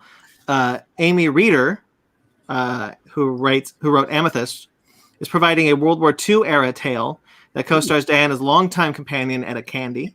Cool. AJ Mendez Brooks, Crazy is My Superpower in Dungeons and Dragons at the Spine of the World. He's the writer for those. And Ming Doyle, who is the artist on Constantine the Hellblazer. Oh, it's good. Is writing a tale set on Themyscira, and the Swamp Thing Twin Branches creative team of Nadia Shamas and Morgan Beam are exploring Diana's failure. Cool. It's a lot of Wonder Woman. One year of the Wonder Woman. First issue drops June 22nd. Anytime Becky Cloonan gets to draw, because she's just as talented artist as she is a writer, I'm all about. So that's what I wanted that Wonder Woman book to be, just her doing it herself. So I'm glad she's get to do that in some other venture. That's cool. Like Joelle Jones on Wonder Girl. 100%. Yeah, Joelle Jones gets to do all her own stuff. Maybe she could just reach the deadline quicker. That could be what it is. Yeah. Okay. None of us read Batman: The Adventures Continues, correct? I got the first issue. I asked for the second one. I either missed it or it No. sold out. I couldn't find it, so no. So the answer is no. I read some. Yeah. I'm trade rating. Trade's coming out next month, I believe. Not for lack of trying, though. Batman: The Adventures Continues will continue with a season 2. Cool. It will go digital on May 6th with its print issue going on June 1st. Of course, written by Alan Burnett and Paul Dini with art by Ty Templeton and Monica Kubina. It's going to introduce the DCAU version of the Court of Owls. When they kill Mayor Hamilton Hill, Batman is drawn into a decades-old mystery surrounding Gotham and enlists the help of Boston Brand, Deadman. Ooh. I'm into it. Sounds cool. I'll be honest, I probably won't read the comic. But if they ever wanted to make a movie, I'll watch the animated movie. You'll read it because I'll make it a book club, probably. Do it. I've seen too many comics, man. Yeah, man, I get you. That's why I always like to say, if you have the space, maybe add this one too. Yeah. All right. Speaking of more 80th anniversaries, it's also Green Arrows. Oh yeah. Green Arrow 80th anniversary 100-page super spectacular will feature stories from Mike Grell, Jeff Lemire, Phil Hester, Otto Schmidt, Ben Percy, Tom Taylor, Devin Grayson, Stephanie Phillips, Mariko Tamaki, Ram V, Vita Ayala, Nicola Scott, Chris Mitten, Laura Braga, Max Fiumara, Brendan Thomas, and more. Cool. I like the Green Arrow a whole lot. I picked up his Rebirth book. That book was great. Jeff Lemire had a great New 52 run. He took that book over and made it good. Green Arrow doesn't have a book, so I'm gonna pick this book up because I want to support him. I think he's great. Yeah. This is everybody who's written either an ongoing or mini that he's done. It was listed in like the first half of the names you listed, like Tom Taylor, Jeff Lemire, like all these guys. I'm like, cool, they're bringing everyone back. Like, I'm gonna read this book for sure. Jeff Lemire is doing one with Andrea Sorrentina, who did his run on New 52. Longbow Hunters, that's the good shit. So they're gonna do one last story there. But yeah, as you said, Green Arrow doesn't have an ongoing coming out of Infinite Frontier, so this is his only book. I'll buy it. Which is a common theme with Infinite Frontier. Yeah. Batman. Wait, hold on. Let me make sure I got something. I do. Okay, cool. Batman Reptilian from Garth Ennis and Liam Sharp is coming to DC's Black Label. Going to be a 6-issue limited series coming out June 22nd. It's basically there's someone hunting bad guys and something hunting bad guys in Gotham City, and Batman and Killer Croc are going to team up and get them. I saw some preview pages. It didn't look good. Maybe that was just a page because obviously Liam Sharp's real good. Yeah, maybe it was just a preview page that was bad, but like it didn't look good. So maybe it's something different. Who knows? Like I said, with he's using the same colors he used for Green Lantern. So I can't see a lot of it, which is a bummer. Yeah. Batman definitely blends into the background for me. Definitely the page I saw, lots of dark colors. Yeah. Very dark. Yeah. But cool. Garth Ennis, Batman, Black Label.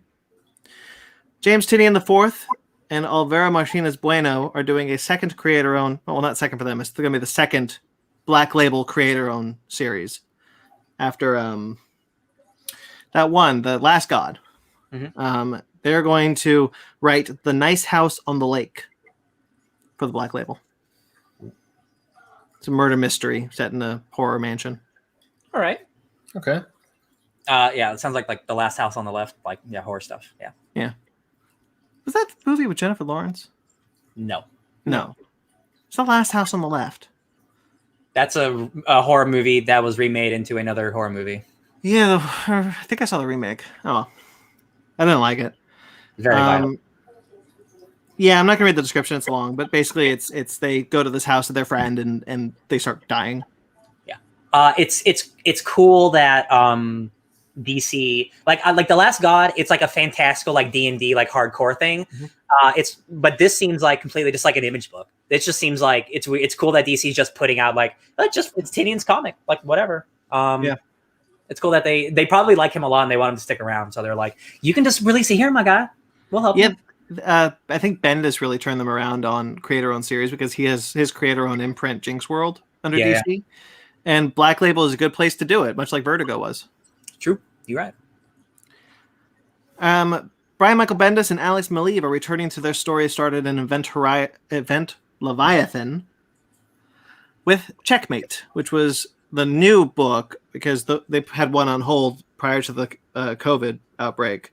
And then I think they retooled it for this. The super spies of the DC universe have a new leader in the form of the mysterious Mr. King. Their mission, take down Leviathan. Guest starring Superman, Talia, Robin, and a cast of thousands. Introducing a brand new underworld assassin. That's what Bendis said about the book. So, none of y'all read Leviathan, right?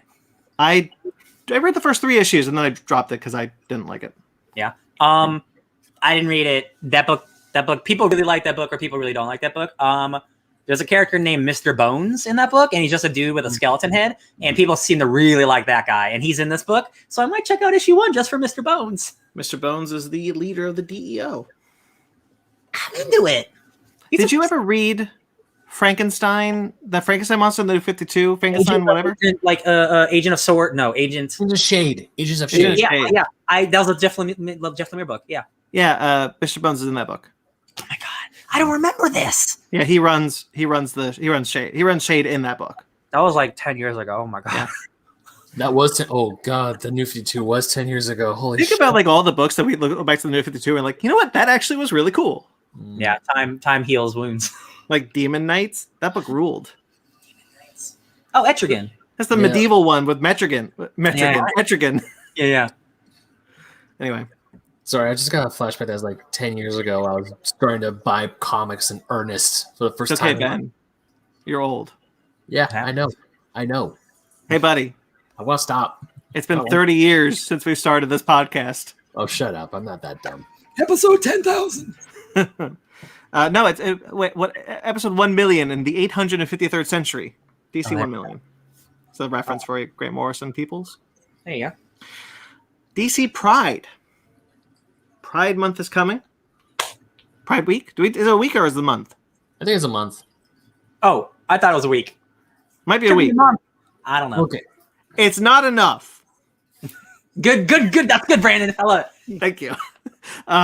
DC Pride is going to be a new anthology comic that will put its LGBTQIA+ characters in the spotlight. I'm going to read to you the creative teams and what characters they're going to be doing because I think it's really cool that they're doing this. Looks to be month. Okay, month. Not enough. Yeah.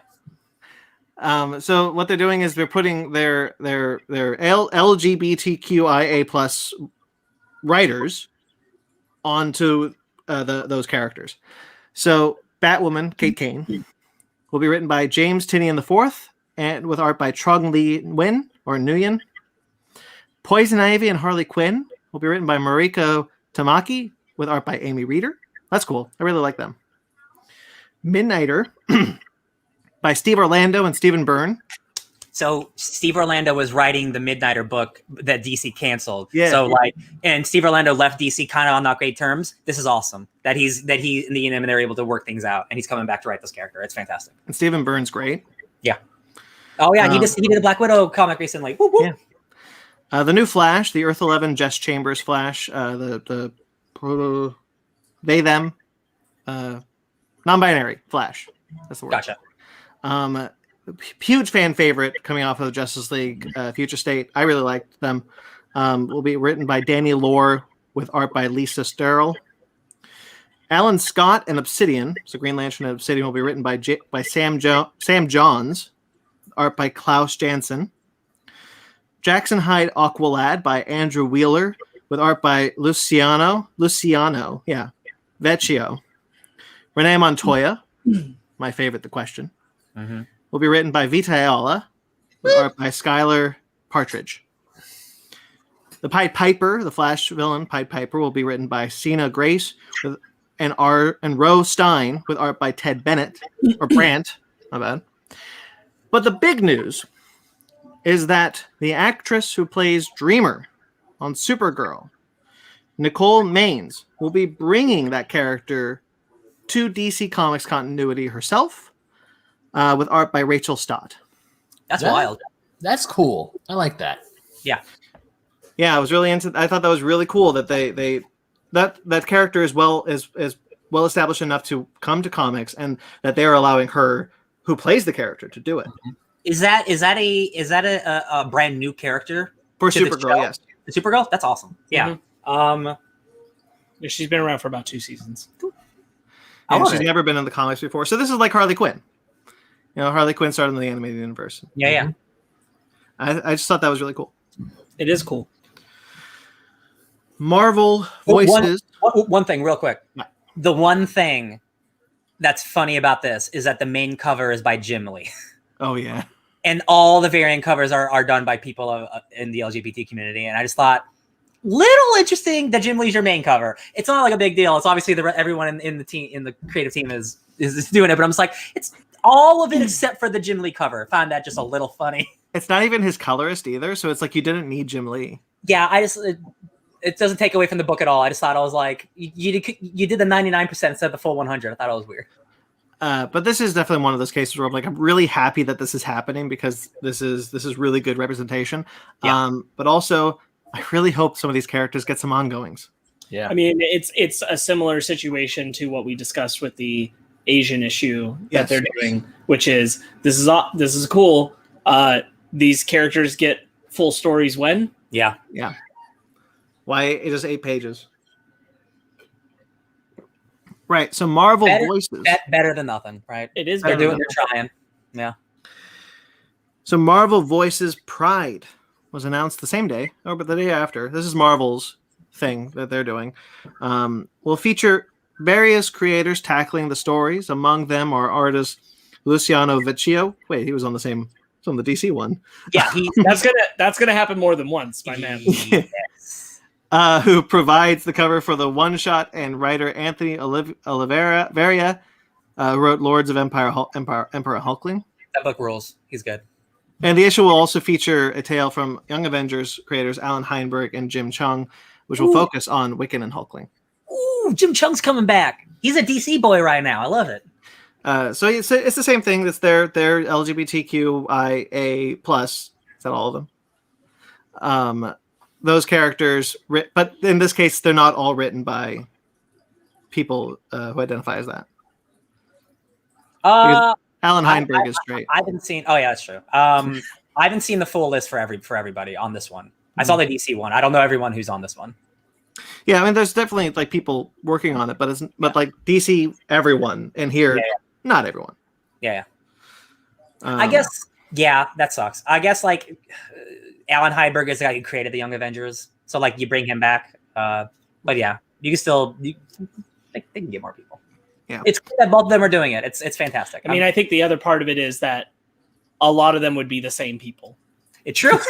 because you're gonna get the amount Grace. of LGBTQ representation at both companies is the diversity that gets intermixed between the companies. Half the people that were on that DC list used to work at Marvel. Or still do.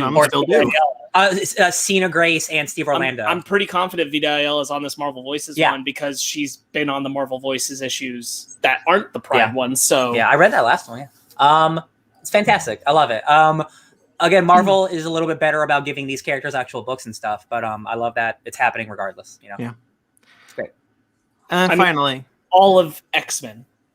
All of X-Men is going on right now. That's an opportunity to constantly look upon me works LGBTQ plus. So the issue of X Factor this week was also really good. You know what it is? I wish that there was a title. I'm thinking about this in both terms of the Asian series, like the Asian special and this one. They could. Is it Asian or is it Chinese focused? It's Chinese focused. It's Asian. I think it's just Asian. Oh, Jesus. Anyway, you could have a title like Marvel Voices, which is just about these characters, and each issue is a full issue. Like, think Future State style, where each issue is like, and maybe the next issue is about someone else, but you come back to that other character, and it's an anthology thing. But at least these characters are constantly getting consistent representation, rather than once a year we think about them. Yeah, it's like it's to me it's kind of like it's Black History Month. Let's like focus on all the African American characters. It's Asian History Month. Let's focus on all the Asian characters. Okay, we're done with the rest of the year. No more. Honestly, that's what Marvel Voices is trying to do. And I just wish that both companies were doing more things like that. Yeah. Because that's really what Marvel Voices is for. Marvel Voices is an anthology series spotlighting diverse characters who don't get the limelight enough. In the New 52, DC had attempted a couple anthologies, one National Comics, named after their original namesake, which had a really cool Kid Eternity issue for the first issue. And then DC Universe Presents. That's right. They used to kind of play around with that, but now not so much. It's something that they should embrace more now, because that was a decade ago, and now is more currently the moment when not only is the audience there for that material because they want to be represented, the representation is starting to happen in the companies, so it means more now. The problem is you have 7 Batman anthologies and 3 Wonder Woman anthologies, so like. You gotta cut that stuff somewhere if you want the stuff to come out. Well, they got to commit to Wonder Woman being bi. Yeah, that'll never happen. I know, it's ridiculous. Yeah, it will, but we'll be dead. We'll be dead. Hey, the future's still a dream. It's nice. Who did I? Oh, Raya. There was an article on Geek Feed where it was like, they should make the next Disney princess gay, and I was like, Raya's pretty gay. I don't know. Yeah, but they're talking about that explicit. It should be explicit and fully stated, not subtextual. That's Disney for you. But we all saw it. Oh yeah. All right. We saw the hair. Kelly Marie Tran has already said, as far as I'm concerned, she's gay. Yeah. When the movie started, and like the thing happens, I turned to Zara and I go, "Oh no, her girlfriend betrayed her." And so I was like, "That's not what's happening." Excuse me. Read the room. Anyway, speaking of gay, Planet-sized X-Men #1 is coming. Oh my god. I was wondering where that transition was going, but it worked out okay. Yeah, it worked out okay. Planet-sized X-Men, a new one-shot coming from Jerry Duggan and Pepe Larraz, who, for my money, is the only person that can make that original Jean Grey suit look good. Dude, Pepe Larraz, not just because he's working at X-Men, he might be the best working artist right now in comic books. That dude does such sensational things. I cannot believe it. He makes the best looking people, the craziest set pieces, the best fashion, which is what this whole thing's about, baby. So, guys, the Hellfire Gala begins. The Met Gala, but for mutants. So the Hellfire, we're all cordially invited to the Hellfire Gala. It's going to be, sorry, Ben, an event. They'll start with Planet-Size X-Men #1, and through 12 titles, is the quote, 12 titles, 12 stories, all focused on a single night that will go down in Marvel Comics history. So, luckily, there's probably going to be 12 titles, so there's only going to be one issue for each of the books. Yeah. But this is a big thing where, like, so the cover of this book, it has the X-Men. It looks like they're on Mars. So people are speculating this is their big move, where they're like, we're going to move to Mars because we're tired of the human beings messing with us. So that's the big move of what this big event's going to be. It's like them doing all this stuff. Also a big, cool fashion event, which I'm all about. Emma Frost is the dopest. You know how much I love Emma Frost. Hey, I'm never mad when I hear an X-Men event is coming because I'm like, I buy all those I books get them all. anyway. Exactly. You're not hurting me. Exactly.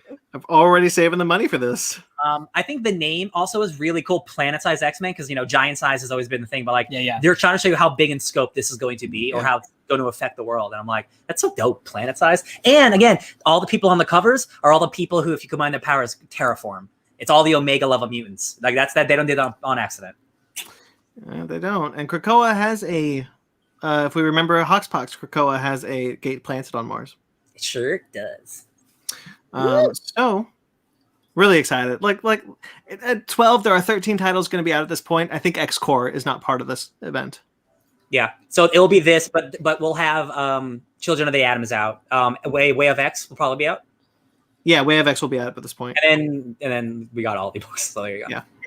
All right. Trailers. T-Talk. Yeah, we're doing all right. An hour 37. Hot dog. Did we just get through the news in less than 40 minutes? Spicy. Well, we're not done with the news yet. We're at trailers. Well, you know what I mean. Do you want this to go longer, Ben? No. We can do that for you if you want. No. Okay. Doing it right now. Jurassic World, Camp Cretaceous. You didn't need to watch this. The season 3 trailer. Even if I did, still didn't show me anything. It was a teaser. Yeah. The big thing was that it was just announced the May 21st date for season 3. That's the important part. I'm excited. I really like that. I really like that show. I feel like there's been like 3 seasons in a year. This will be the 3rd one in a year and a half. Yeah. That's I guess that's how Netflix tends to do it. Again, just like also the pandemic, like this. Like I feel like the show started in the pandemic. I'm pretty confident Netflix with their animated shows has 2 in the can before they release the first season. Smart. Yeah. So when they did Voltron, they had said we're going to do 3 23 episode seasons for Voltron, and they were halfway through the 3rd season animating it by the time the show was released. Its first season, but they split the first season into 2 13 episode chunks. Mm. And then there ended up being 7 seasons because they were all just released as chunks, like 7 episodes, 6 episodes, and then 13. So there ended up being 7 seasons instead of 3. I think Netflix does the same thing for all their shows. Whatever you got to do. Cool. TMNT, Shredder's Revenge. I am so freaking excited for this. Holy shit, guys. We're getting old school beat 'em on TMNT again. So this isn't just cool because it looks like a cool old school game. Like the pedigree of developers, like these are people who've made like the most recent like Streets of Rage games. Like the game Justin plays all the time. Like the cool beat 'em ups. Like this game looks rad. They got like the full license. The theme song is by Mike Patton from Mr. Bungles and Faith No More. Like he's like an actual like big metal guy. It looks sick. Like you can got Scott Pilgrim. Like it looks like classic retro fun. Yeah, I like playing that arcade game. So it's developed by Tribute Games, which is the same guys that made Streets of Rage 4 and one of my personal favorite games of last year, Panzer Paladin. That's right. I told you about that game. Hell yeah. I'm going to go back to Panzer Paladin. You right. I gotta go back to Panzer Paladin too. I'm on the last level, and that level keeps kicking my ass. But we're not talking about that. We're talking about Teenage Mutant Ninja Turtles because this game looks effing rad.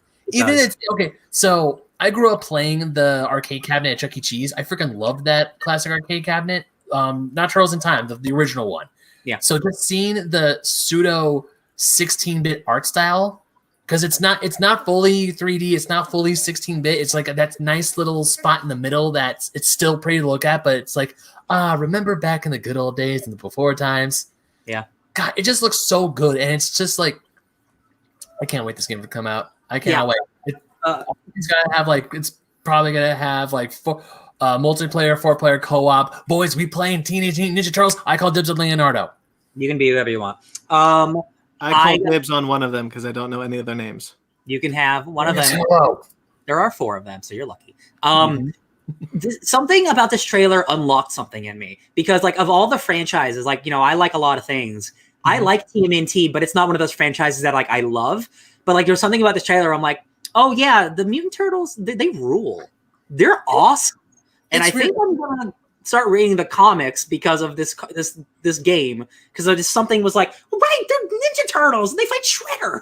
If you can figure out where to start, please tell me. I've wanted to read these comics for years. I honestly think I'm just gonna start when they did like the relaunch with like #1 like a decade ago. IDW. The IDW, yeah, because that's been going for like a decade. I've heard that the IDW series is where to go, so you probably just want to jump in on the IDW series. Cool. And I also really want to read Yosagi Yojimbo. Yeah. Yeah. Make a game out of that next. No, funny enough, Ryan, I actually kind of wanted to go back to Ninja Turtles because of this trailer as well. Because growing up, I knew of the cartoon. I liked the cartoon. I liked the cartoon a lot. But Ninja Turtles wasn't always that thing. Like, even as I got older, I was like, oh, hey, cool, another Ninja Turtles. I wasn't like, oh, how dare you. It's like, oh, sweet, more Ninja Turtles. That's the new generation of fans can enjoy Ninja Turtles. Yeah, like I've always like I watched the movies and I watched the shows, but like it wasn't like I didn't love it. But like something about this was like, right, this is pretty cool. I'm into it. Baxter Stockman.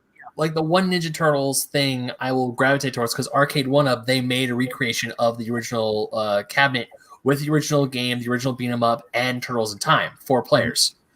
So that's the one. Besides that one and the Galaga cabinet are the 2 ones I will drop money on if I find room in my house for it. Even though I'm not a huge TMNT guy, it's like I want that game because that game is so damn good. I'm ready for it. Mag says IDW is a great start. Okay. Yeah, and like there's like they got like a new miniseries like The Last Ronin, which is like a post-apocalyptic story that's like a sequel like far in the future, like Old Man Logan. Yeah, I think I'm gonna get into the Teenage Mutant Ninja Turtles again. Yeah, we'll see. All right, Century future episode Ninja Turtles. Century Age of Ashes. Hey guys, I was excited for this. The first trailer I watched. And this one? Not this one. This one makes it look like kind of like a lame multiplayer game I don't want to play. But they said in the trailer more is coming. Yeah, but if this is what the main game is, I don't know if I want to play this anymore. Sure. To be honest, I didn't watch the trailer before, but like it looks like dog fighting but with the dragons. I'm like, I don't want to play. I don't want to play Rogue Squadrons with dragons. That seems cool, but I don't think I actually want to do that. I think I do. Yeah, if it's multiplayer only. The gameplay's got to be good because it doesn't look like there's much to this game. That's what I mean. Yeah, I'm just saying, like, if it's one of the games we all want to play together, I'm in that. I'll need to see. It's got to play good. Otherwise, at this moment I'd rather just put that same kind of time into Squadrons, which some of us already have. True. Oh yeah, I got other dogfighting games I got to play first. Oops. Yeah, we all got to play Squadrons together. Yeah. So many things we got to do. Yeah. Okay. Well, all right. Them. Ooh, man, that looks so good. Spooky clown at the end. Oh my god. No, it's a dude in blackface. Yeah. I want to watch. Scared the crap out of me. I like that. I knew Ben wouldn't like it, and I love it. Definitely got some like Us vibes, weird, like science fiction racism going on, like Jordan Peele vibes in general. Jordan Peele vibes, yeah. I'm glad they didn't really tell us what was going on, but like the atmosphere is super spooky. Yeah, so that creepy dude at the end. So you guys see Ryan? I know has been seeing it, but you know those videos of that that dude on stilts with a creepy mask who's like cooking shit. Yeah, the best cooking guy in the world. Yeah, it reminded me. I thought that them is where that guy came from. I would have started laughing. It reminded me of that, and I was like, I almost looked at that. I was like, honey, where's the shotgun? Yeah, that was definitely really alarming. I like that final shot in the trailer. Good, scary trailer. Yeah. Also, I like that it's a period piece too. I know that's Brandon's shtick, but I really enjoy that. I was like, oh, 1950s. That's How good. dare you take my stick? You can like one stick only. The only thing that defines me is my enjoyment of period piece genre. I mean, Ryan's defined by same content but older. Exactly. Give me the thing, but different. Okay. I thought this was charming, so I put it on here. Expedition Back to the Future. It definitely has charm. It looks like a fun little. Let's try and find all 6 Back to DeLoreans with Fisher Lloyd. Having watched Gates host 2 Shark Weeks. The host of the show. The host for Expedition. Oh, okay. Yeah, so he's hosted 2 Shark Weeks.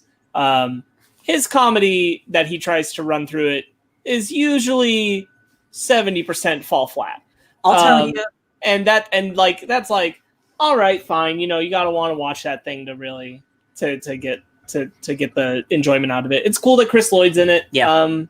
I'm sure it'd be fun to watch on like a Sunday afternoon. It does absolutely feel like something I'd watch with my grandfather on a Sunday. It definitely seems like just very calm, low energy. We're just going to find some DeLoreans, talk to Back to the Future guys. A Discovery special. It feels like a Discovery special. Yeah, not for me. It looks really charming. Again, like it's cool seeing Chris Lloyd. I got while I was watching this trailer, I got vibes from the Disney Plus show Prop Culture. A little bit. Okay. Yeah, because they're trying to find out of the props, and then when I think it was really prevalent when the host was like, this is the note that Marty wrote to Doc before he went back in time. It's like, yeah, but you're looking for the DeLoreans though. Having watched Prop Culture, I agree with you. My thing is that I know how Josh Gates does the specials, which means about 25% of this is going to be him doing weird bits that don't usually land. And that's the part where I am like, there's a lot of time for that kind of stuff. If this was just like a prop culture on Back to the Future, essentially, I'd be like, cool, great. Yeah. Super simple, concise, boom. But there's going to be lots of bits. Well, the one, especially the one that really turned me off to this show was the bit at the end where he's like, hey, you want to see my Doc Brown impression? I'm like, oh. I know he was trying to be funny, but I was like, yeah, dude. That's what I'm telling you. Christopher Lloyd even has a... Go ahead. I was going to say Christopher Lloyd has a moment where he's just like, yeah, that's cool. I have nothing against him personally. I think that he's hosted a lot of good Discovery specials. It's just that they start to use him for so much stuff now that he just has to draw out these long, dumb things to make the hosting gig work. And they've gotten bad. Christopher Lloyd's in a new movie with William Shatner called Senior Citizens. That sounds about right. That was cute, actually. That sounds like where we're at. All right, anyway. As charming as this thing? More charming. Okay. Charming's my buzzword. Kung Fu. The new CW show, Kung Fu. I mean, I'd watch this over other CW shows. It's a remake of a 70s show that none of us watched. Oh. I like fighting. I like Kung Fu shows. Like, we don't have a lot of them. It looks like good choreography. Yeah. I'm not going to watch it, but like... Yeah. I think for me, like the prominent standout is because I wanted to look into it. Like I like Black Lightning, and a big reason I like Black Lightning is because most of the staff creating Black Lightning is black. Mm-hmm. And I just checked, and most of the staff creating the show is white. Oh hell yeah! And like the lead creator is Chinese American, but she has very little ties to her Chinese heritage. Her name's Christina M. Kim. She's been an executive producer on Lost and then a bunch of TV projects after. And she's the only Asian voice in the creative room on that.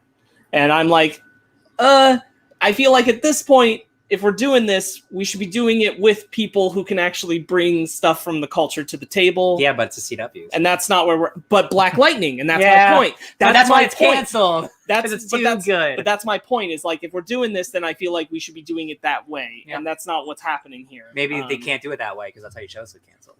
Because you can't have good shows on the CW. They have a thing on the board. Remember, no good shows. Sam Raimi's new produced movie, The Unholy. I think I can already tell you that the actual monster itself will probably be like lame and generic. I think this trailer is awesome. I'm 100% in for the vibes. The religion vibes are my favorite type of horror vibes. But I can tell you it's going to turn into like a bad... Every time she's on screen, I have a Darkness Falls vibe. 100%. Tooth Fairy vibes, 100%. Yeah. Looks like a really shitty, bad CGI monster. Oh. Everything else I love. Wait, that movie with the Tooth Fairy. Yeah. Darkness Falls, yeah. Wow, I haven't heard about... Wow, I haven't thought about that in a while. Was very scary when I was 14. I think when I saw it, I thought it was also really scary. I think the opening of that movie is still great. Yeah. And then everything else doesn't live up to that setup. Real quickly, Informational Reality is here saying Black Lightning was a good show. Black Lightning, yeah, solid. Truly. Yep. I got Conjuring vibes from Unholy. Makes sense. Yeah, I get that. I think that there's cool ideas here. I feel like odds are the execution won't land. I feel like the fact that it's going like it, I don't think I see the Conjuring vibes, but I feel like it is going for like, oh, there's a demonic presence here, like a lot of these movies we've seen recently. I kind of wish we didn't see that in the trailer because I really like the disturbing stuff of like millions of people like loving this girl because she might be like have like God with her. Like that is so spooky. I like that, and I like the implication of like them praying to Mary, and it's like Mary's been a lie. Yeah. If Mary has been a lie the whole time, I'm immediately more interested. I just don't think they'll follow through. Like half the trailer rules, and then the other half it's like really bad CGI ghost lady, and I'm like, I'm surprised at how much they showed us the ghost lady. Yeah, me too. Yeah, she kind of looks like Condor. You're right. Oh, she does. Man. I got these vibes from when like in the early, like in the mid 2000s, we were getting like God-related evil movies every year. This is when they did the Omen remake. This is when we had a lot of the Possession movies. And this just feels like it has the vibe of just kind of sitting in that same realm where like none of them really rise above the realm of the others. They're all just kind of there. Yeah. The one scene that just really gets me is when you're asking like, how do you like, a lot of people don't believe in miracles. And then there's this kid in this wheelchair and he starts standing and his broken legs start healing. And then the priest is like literally like sobbing and like people around are sobbing. And like the power of religion is so strong. Like I'm not religious, but like this is the type of horror that really works for me. And it sucks because I know this movie's probably not going to be good. Sparks, you didn't mean Legion, did you? Legion is definitely in that list, but I mean, I can't even name them all, but it felt like every year you were seeing another one that's like a lot of, going to a priest, a lot of religious imagery, a lot of possession, usually girls that get being possessed. Godsend. Happening over and Godsend, over starring over. Robert De Niro, or his child. Using just a lot of the same vibe going to that well. Yeah. Did anybody see the TV show that Legion, the sequel to Legion TV series? They did make a sci-fi version of, which is based off a comic. 100%. I never saw that movie. It's fine. It's not. Well, the movie, I saw the movie. Okay, yeah, the movie. I didn't see any. Movie's fine. Paul Bettany's in it, right? Yeah, he's the angel. He's also in Priest, which is another sci-fi religion movie that did. I get them confused all the time. I know the other guy we really like. Forget his name right now, but the bad man from Swamp Thing, not the bad man, but the other bad. Oh yeah, the Blob from Wolverine Origins. Yeah, Blob. All right, Zack Snyder's Justice League. Keep pumping out trailers. Their final trailer. I guess this movie's in 4:3. It is. Yeah, that is confirmed. And I'll be honest, like I'm not excited to watch it in 4:3. I'm excited to watch it because the reviews are out and the people that I trust seem to like it. It just feels like the same choice as the black and white thing, which is like it's art. 100%. If I do it, no, yeah, he's artsy fartsy. Whatever. I wonder if the black and white is widescreen, but the regular color is 4:3, and he's like, you get a really diverse. You have to make you choose which shit I want to watch. The way he described the choice to do it in 4:3 is, or the rumor on the internet, or he actually said this. I don't know where this came from. Is that they wouldn't let him shoot in IMAX, so he shot in 4:3 to then cut off the trimmings to put it in a IMAX format. I mean, it just doesn't make sense. I don't know. He did. It's his movie. He does what he wants. Like he got his thing. Whatever. Hey, this feels like the last 3 trailers of this that I've seen. Looks like more stuff from a Zack Snyder movie. Like, It looks like more of the stuff from the Zack Snyder movie. A lot of the scenes I saw in this trailer were like, hey, I watched that in an actual movie a few weeks ago. are you still mad about this, Ben? A little bit. Why? Nah. I'm just saying, like, man, the years that we've spent on this movie, like, it's coming out Yeah. soon. Like, it's coming out. It is. I'd be mad about it anymore. Hey, I know it's coming out. There's nothing I can do about it. But at the same time, it's just like, all right, that's the thing that's going to happen. I feel so disconnected from caring about anything in it that I feel no emotion for it. I'm excited. I'm excited to watch it. Well, Thursday. Hell yeah.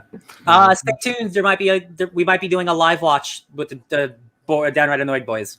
We might be live streaming it. Oh, cool. Technology. I don't Oh know. my gosh. All 4 hours. I'm definitely not touching Guys, it's that not like for we a haven't while. watched the long movies before. A live stream. We do this for 4 hours, We actually. literally do this for 3.5 hours every week. What are you guys talking about? I don't know if I can sit through a 4-hour movie. I like hanging out with my friends talking about a bad Yeah, you movie. can. Yeah, you have. Lord of the Rings: Return of the King. That's 4 hours. Is Lord of the Rings: Return of the Kings really 4.5? I heard that rumor, but I don't think it is. No, it is 4.5. Yeah. 'Cause the Really? original- Yeah. Oh yeah. The theatrical movie- cut's like 3 and 50 something. Yeah, like the extended is like an additional movie. It's amazing. I haven't seen it in years. And also Casablanca, that's 4 hours. No, is it Casablanca or Gone with the Wind? Casablanca is not 4 hours, and I've never seen Gone with the Wind. All right, yeah. Gone with the Wind, my man. And that movie has a built-in intermission because that's how they did it back in the day. Didn't he say that you can watch it in chapters because it's formatted for chapter watching? Yeah, not only There are that, 6 chapter breaks. his wife recommended it. Like it times out like every 40 minutes is like a chapter. For 6 chapters, or something. Cool. All right, Godzilla Singular Point had a Japanese trailer, not an American one, so we didn't understand what was happening, but we saw a bunch of things. There were I subtitles. read it. Yeah, there's I had subtitles. There's subs. Oh, I didn't have subtitles. Weird. There's a trailer with subtitles out. Yep. We saw it. I watched it on the Toho animation page. Maybe they didn't have the subtitled version. They're pranking you. You can definitely go back and watch it with subtitles, and you'll know what's up. Apparently, Anguirus can predict the future. Yeah. Whoa. Anguirus is like, yeah, that was a line. I'm so into this, you guys. The more I love stupid Jet Jaguar being piloted by like this old man. I'm so into it. I love all the designs. I'm really It's glad that unique. I'm really glad they have the right balance of the 2D and the 3D. Yeah. I love the character designs for the human characters. Like it's an anime. It's an actual anime with like personality. I really like how weird the kaiju designs are. Mm-hmm. Yeah. I love Godzilla's design. His big old jaw that like curves upwards. Yeah, I love it. It's got like the old school like dragon fangs or teeth or whatever. Is this Netflix? Right? Yeah. I'm so ready for this. Like, Well, it's not a Netflix's animation studios, No, yeah. but it's going to be on Netflix. That's what I mean. We're to watch it. Yeah. I cannot wait to watch this.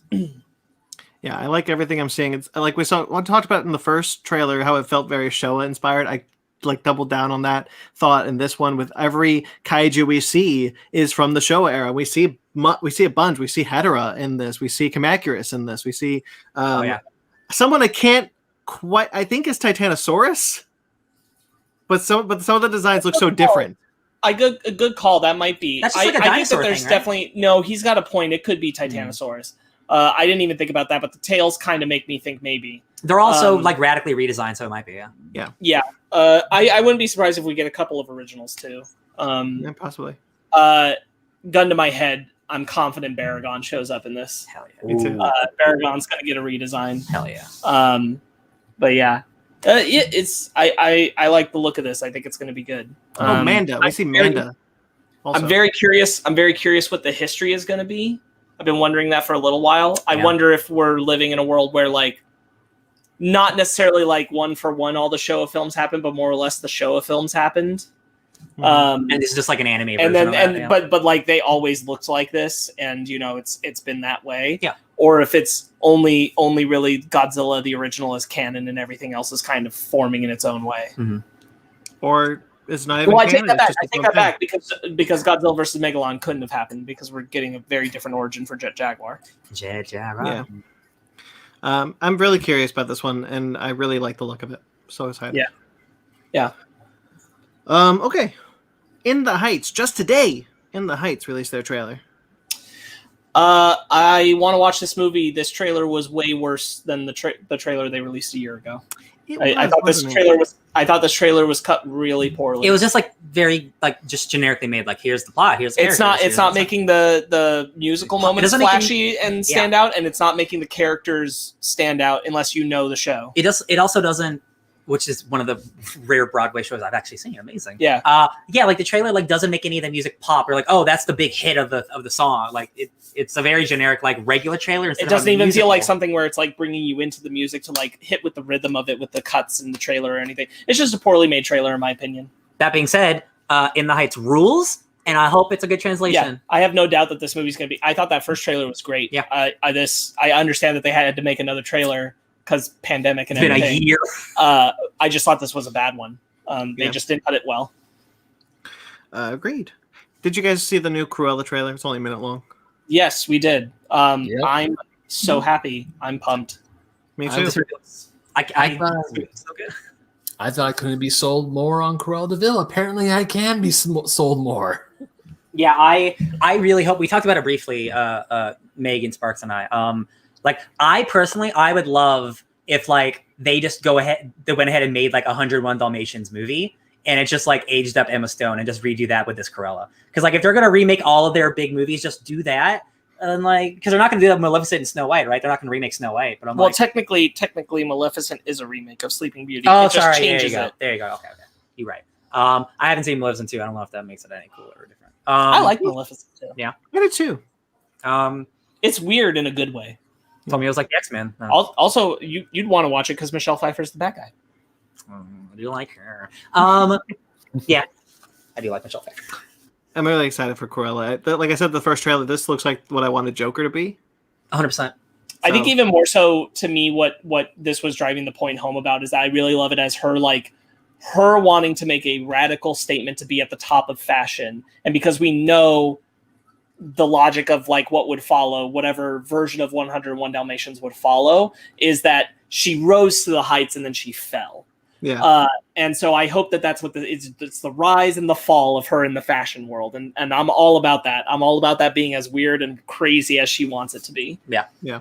I love her coming off the bike and it's saying the future on it when she's with the thing. I'm like, this is Devil's Wears Prada taken to the extreme, and I'm into it. When she came with the bike and said the future, I'm like, oh hell yes! And then she like hit the button and her name in black and like blacklight ink was all over the building. I was like, oh damn, that's very a power move right there.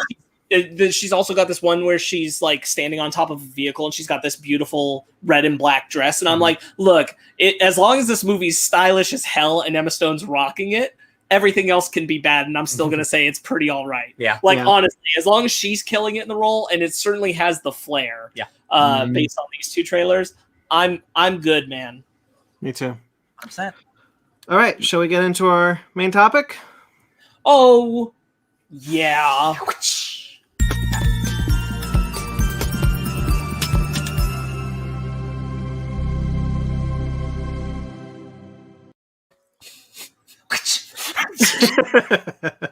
It's Alien, the Ridley Scott years. We're going to be talking about Prometheus, Alien Covenant, and Alien. If you guys care, full spoilers, I guess. So Alien Retrospective. Technically, the Ridley Scott trilogy, I guess. Yeah. Except he never made that third sequel to Prometheus. Well, but the third one is Alien. That's the trilogy. We'll talk about that. Weird trilogy this turned into. Should we talk about Alien first or Prometheus first? No, please. Can we talk about Prometheus first? Prometheus first, then. Wait, let's get the bullshit out of the way, please. I don't know what order you all watched in. We did it chronology order, so it's Prometheus, Covenant, and Alien. So it doesn't make sense. I did the same thing. I also agree. Which is the first time I've done that. Yeah, same. I did Alien, Prometheus, Covenant. Oh, okay, I gotcha. Because when you watch it in chronological order, it ruins Alien. In a universe way. The movie's amazing, but everything Ridley Scott sets up in his prequels is ruined because it's not actually set up in Alien. So I was going to talk to you guys about that. Because I watched these in chronologicals. I remember when Prometheus came out, everyone was like, is this a prequel to Alien? No, it's not. Is this a prequel to Alien? Okay, maybe it is. And then surprise, it really was a prequel to Alien. Even Ridley was lying to us. Yeah. So He then didn't know. No. He made the movie.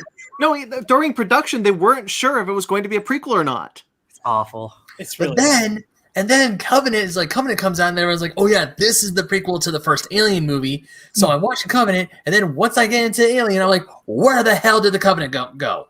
What happened to that one? So like if I remember correctly, Prometheus started as I want to tell a movie about man looking for their creator. I love and it. it turned into, guess what? The creator's gonna be the thing that's the space jockey from Alien. Love but that's it. That's it. That's the only amount this is connected to Alien. Into Just it. that. Love We're just it. gonna explore the idea of the space jockeys. And then the movie came out and it's like, nah, psych, it's just Alien. And then before. 15 minutes in, the Weyland-Yutani Corporation shows up, and you're like, oh, so you lied to us, is what you did. John Harrison. Ugh. The movie just flat out doesn't make sense. No. There are so many character beats where it's just like the map maker gets lost. The guy who made the map. Can we talk about like a great cast utterly wasted? 100%. Like I think the closest. Okay, sorry. Michael Fassbender is exempt from everything I say is bad about Prometheus and Covenant. He makes if I'm referring to Michael Fassbender, then it's not bad. If that character didn't exist in these movies, Prometheus would be like one of the worst movies ever made, I think. Probably. I agree. He saves this movie 100%. Yeah. Like Fassbender, the best. Fassbender is the exception, not the rule. I watched Prometheus for David. Yeah. Like that's really that's all it is. That's a little less true about Covenant, but we'll get there. Yeah. But 100%, Fassbender is the only thing outside of him that I think is cool about Prometheus is the C-section scene. Mm-hmm. That is tense and scary and like feels like pure alien horror in a good way. Literally gut-wrenching. Like very much. And I'm like that scene and her performance really land. And that's it. Yep. We watched real quick, Ben. Sorry, we watched Prometheus. Not maybe you did more for me for Covenant, but we watched some additional like deleted scenes and extended scenes on Prometheus that actually helps explain some stuff. And that's the problem because I think Ridley Scott like intentionally made his movie confusing. Yeah, which is stupid. You see, it's not just confusing in the sense of like this movie, but it's like confusing. It's in the sense of like. It doesn't fit in the Alien franchise. It doesn't fit within your own movie. So what? And like the thing is, I'm watching this movie. It looks great. It's got great actors, and I'm like, why is this shit? Well, they land on the planet, and then you realize, oh, all these scientific experts are all idiots, and then it's like everyone's making bad decisions. Well, the shitty thing is that those two dudes aren't idiots. They're the guys who are like dead body back to the ship, and then they get lost for no good reason. And then they're like, prior come to here, that moment, come here, like snaky, they were the smart guys. Come here, and then snaky. You see that proto face hugger, which is not a proto face hugger yet, but yeah. No, but worms got there somehow. Worms from Earth. Earthworms. Where did they come from? Ben, where did those worms come from? Fuck if I know. Nobody knows. I ask a lot of. I was bothering him. I asked him so many questions where he's like, "Dude, I don't know. I don't have the answer." Ryan, you asked. Ryan Sparks told me about a great question you asked. Mm-hmm. I want to bring it up because you asked. Wait. Set this up to Ben. Oh, then you do it. Then you do it. Okay, so Ben, got a question for you. I may not have an answer for you. So where Prometheus is happening is that they determined is a weapons research facility, essentially. They're making weapons. That's what the engineers were doing. It's not their home world.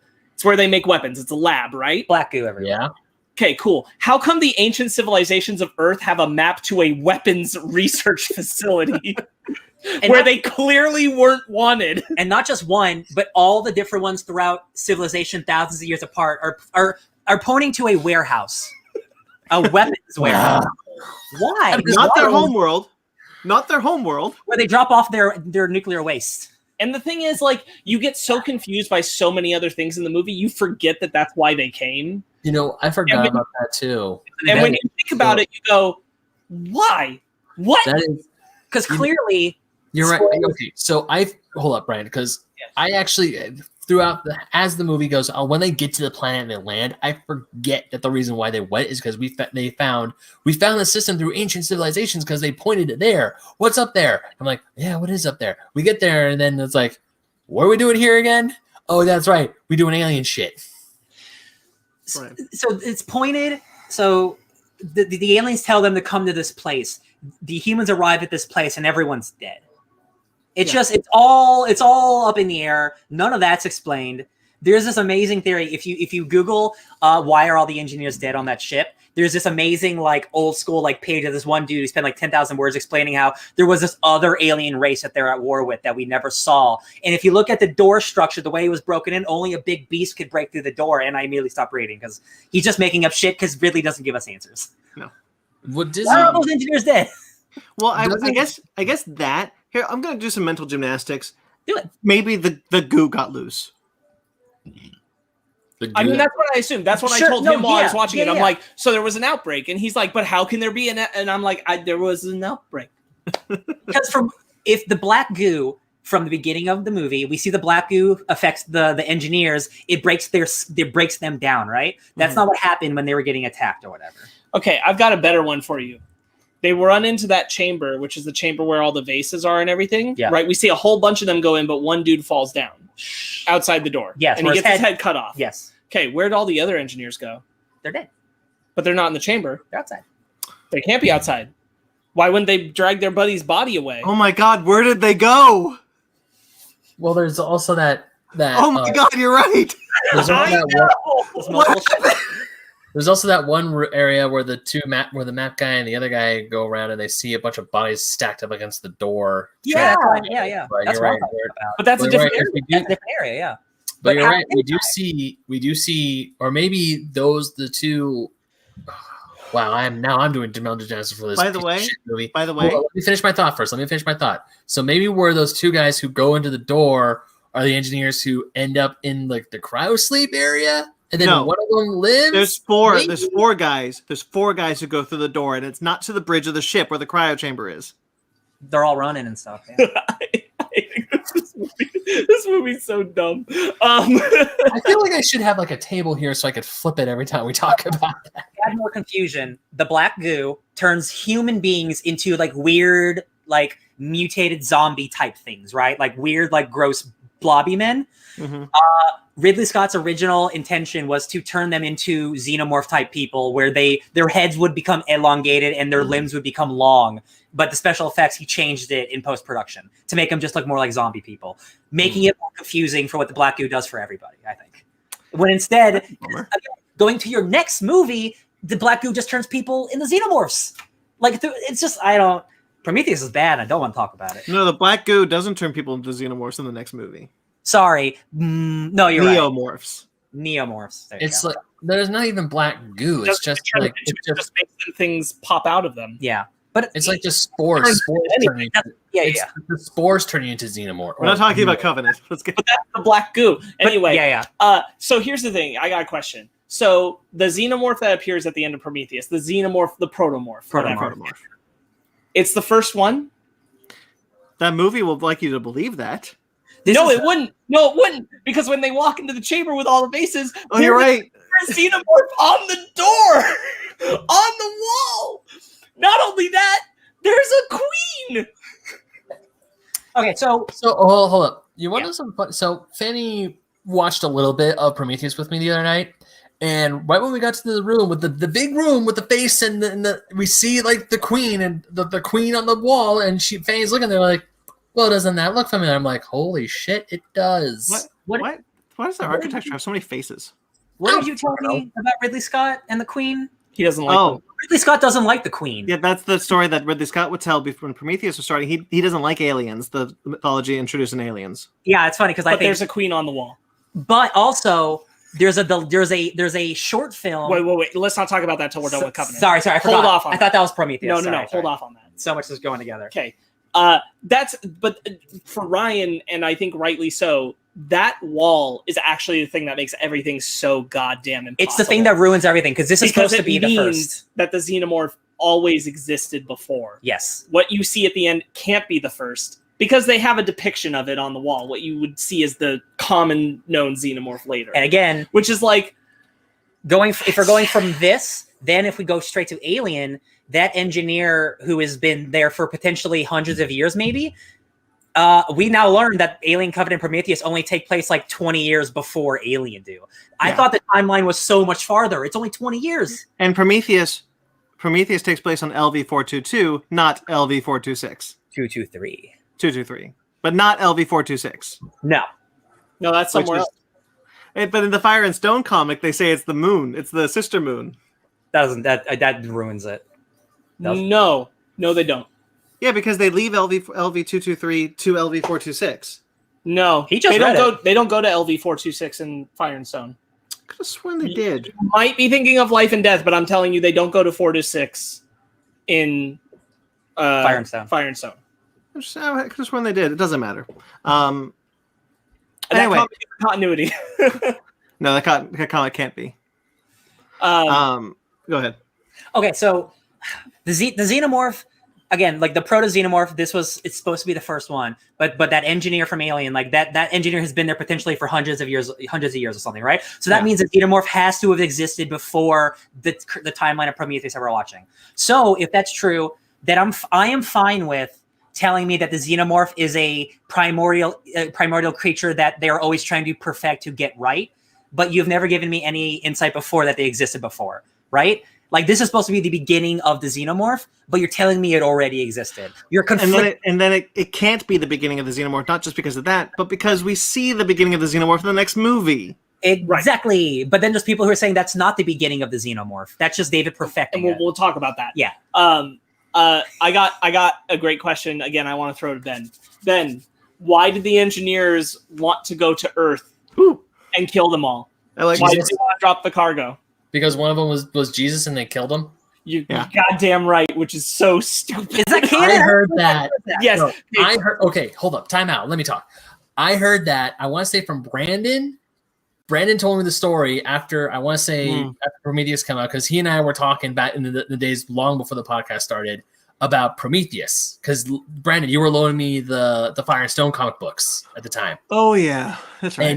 And you told me that, and I told you I wasn't really paying attention to Prometheus, but you told me that one of the engineers, the big, giant, like, pasty white dudes, came to Earth, and that became Jesus. Well, they say it in the movie. It's like, this just happened almost over 2,000 years ago. 2,000 years ago, when Jesus died. So they were like, "Wow, you killed our homeboy Jesus. We're gonna go kill you." That actually hurt my face when I Listen, slept so hard. like, Holy shit.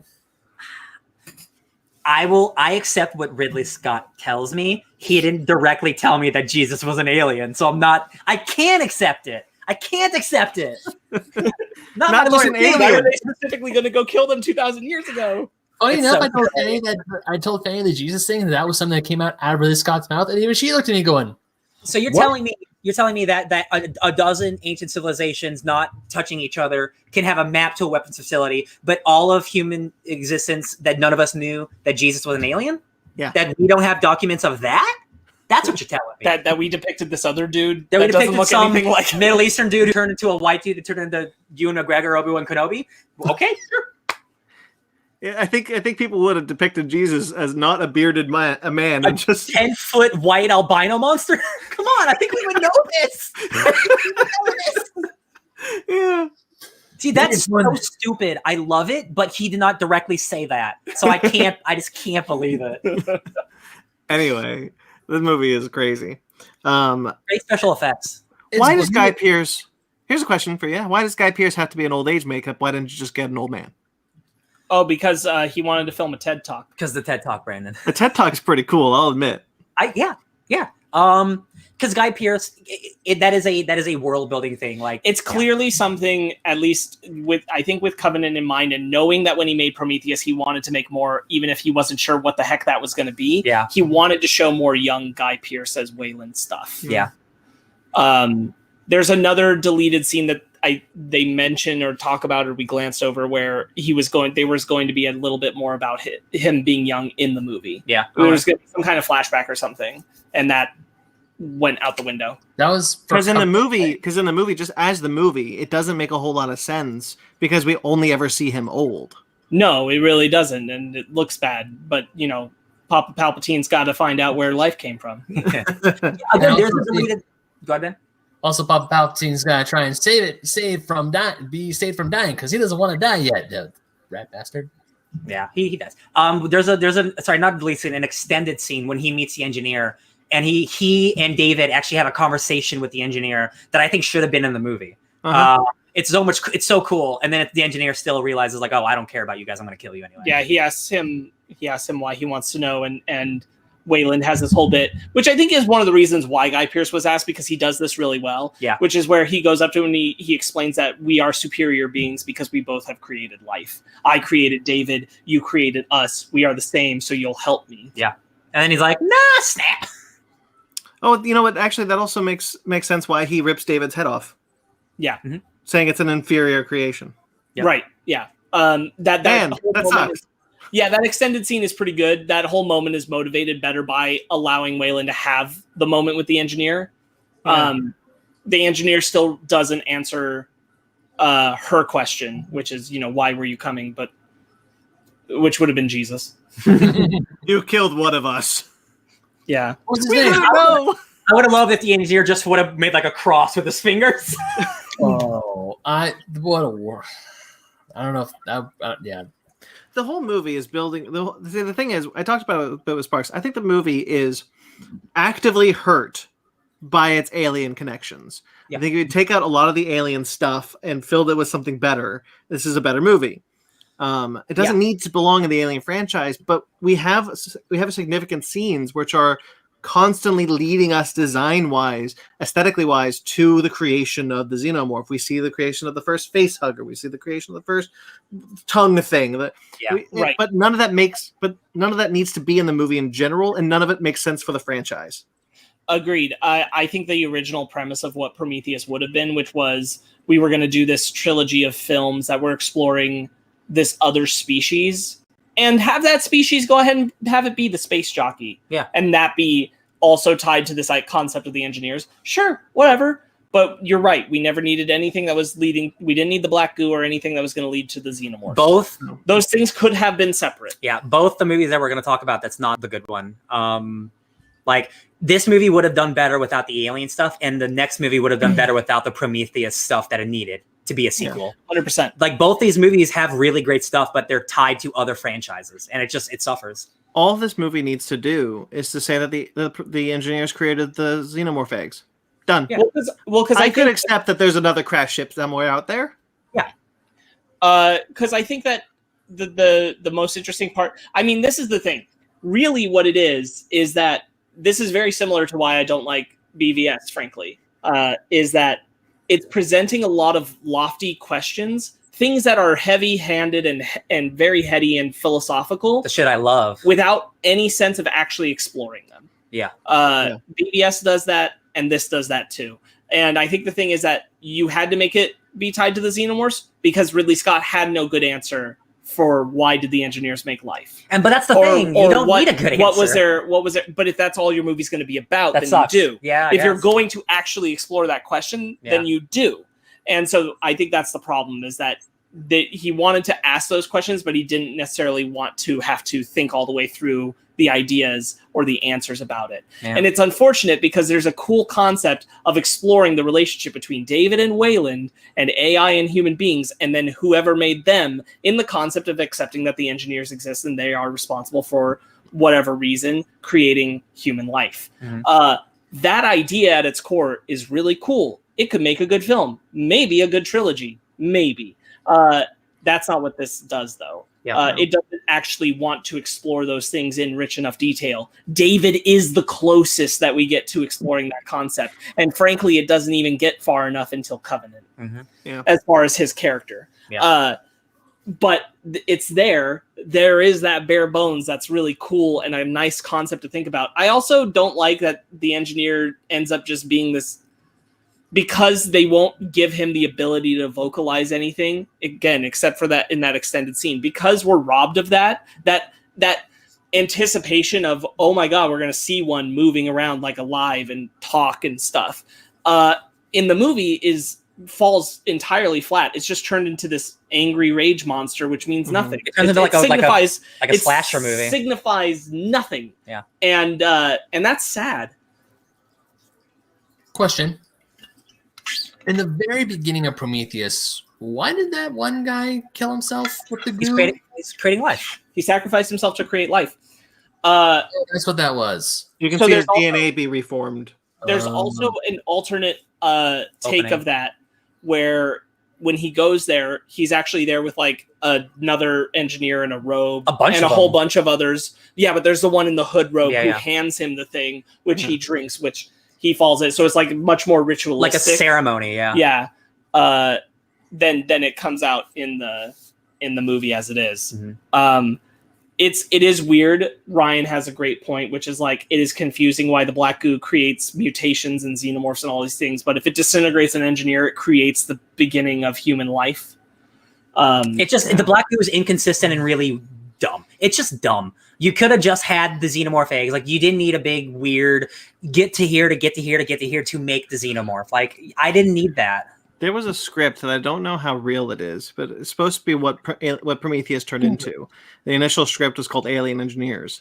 Now, I can't speak to the officialness of it. The Millennial League scripts are out there for just things that aren't real and are. So in that script, though, it is that the engineers had created the xenomorphs prior, and they were like a terraforming device or a destroyed life device. You put a couple eggs on a planet and then let them go loose and then come back down and you've got an empty planet. That's what I always thought they were from the beginning. They're just a really bad creature. My biggest thing is that I wish that the movie was wanting to, the whole concept, I wish it was more willing to explore the idea that in creating the xenomorphs is a parallel of them leading to their own destruction the same way that creating the AI was. 100%. If that was the idea that he was trying to get across, if that was the point, that was the thesis statement of the film, then that'd be cool. That's not what's happening. That's a good parallel right there. But it would be. And the other thing is, I also think that you could have just done the engineers create the xenomorphs, but have them have done it as an accident. Yeah. They're God. They made the devil by mistake. Yeah. It can be. You can do that. Like, go for that lofty-handed parallel that you're going for. But he just failed to satisfyingly explore any of that. And I think nothing about that is more like poignant than I remember when we first saw it, and then we're coming out of it and he's talking about, well, my sequels aren't going to follow the protomorph thing. We're going to follow them to the home world. We're going to explore. We're going to open up this whole engineer thing, and that never happened. And it's always just like waiting for more ideas of how we're going to answer or explore, justify these engineers, and it never comes. And this one movie should have done it. It should have justified the engineers in one go. Also, having watched Alien, nothing in the world makes me believe that was just some helmet on a dude who looks like a human. Yeah. That looks like that utterly doesn't work. I'm like, why do you have to make them look like people? They could have made people and still not look like people. Yeah, the Alien comic we read where it's just like a big elephant dude. Yeah. That's what it looks like in this movie, especially because we watched it on like a nice Blu-ray. That space jockey looks like it has like dead sunken in eyes and like a mouth. Like, it doesn't look like a spacesuit. But hey, what are you going to do? It's your own franchise. Yeah. Well, why don't we get into Alien Covenant then? I do have some notes I took notes on all of them. So I just wanted to run through. Some of these are going to be positives on Prometheus. So I really like the opening that we were discussing, where he drinks the thing and he falls in. I think it has a really great energy. It's very mysterious. And, again, just in the context of watching a movie, I think it's a good scene. The visualization of David looking at memories of Shaw is really cool. The way that they visualize him reading into her mind and her memories. Patrick Wilson. Yeah, and Patrick Wilson shows up there. It is, however, super confusing how he does that. I don't know. It's super weird, but it is cool. Let's see. I love the montage of David's time alone on the ship. I think that's extremely good. David's the best thing about this movie, so that's unsurprising. Charlize Theron has a great energy. It's unfortunate that her character is utterly meaningless. Wait.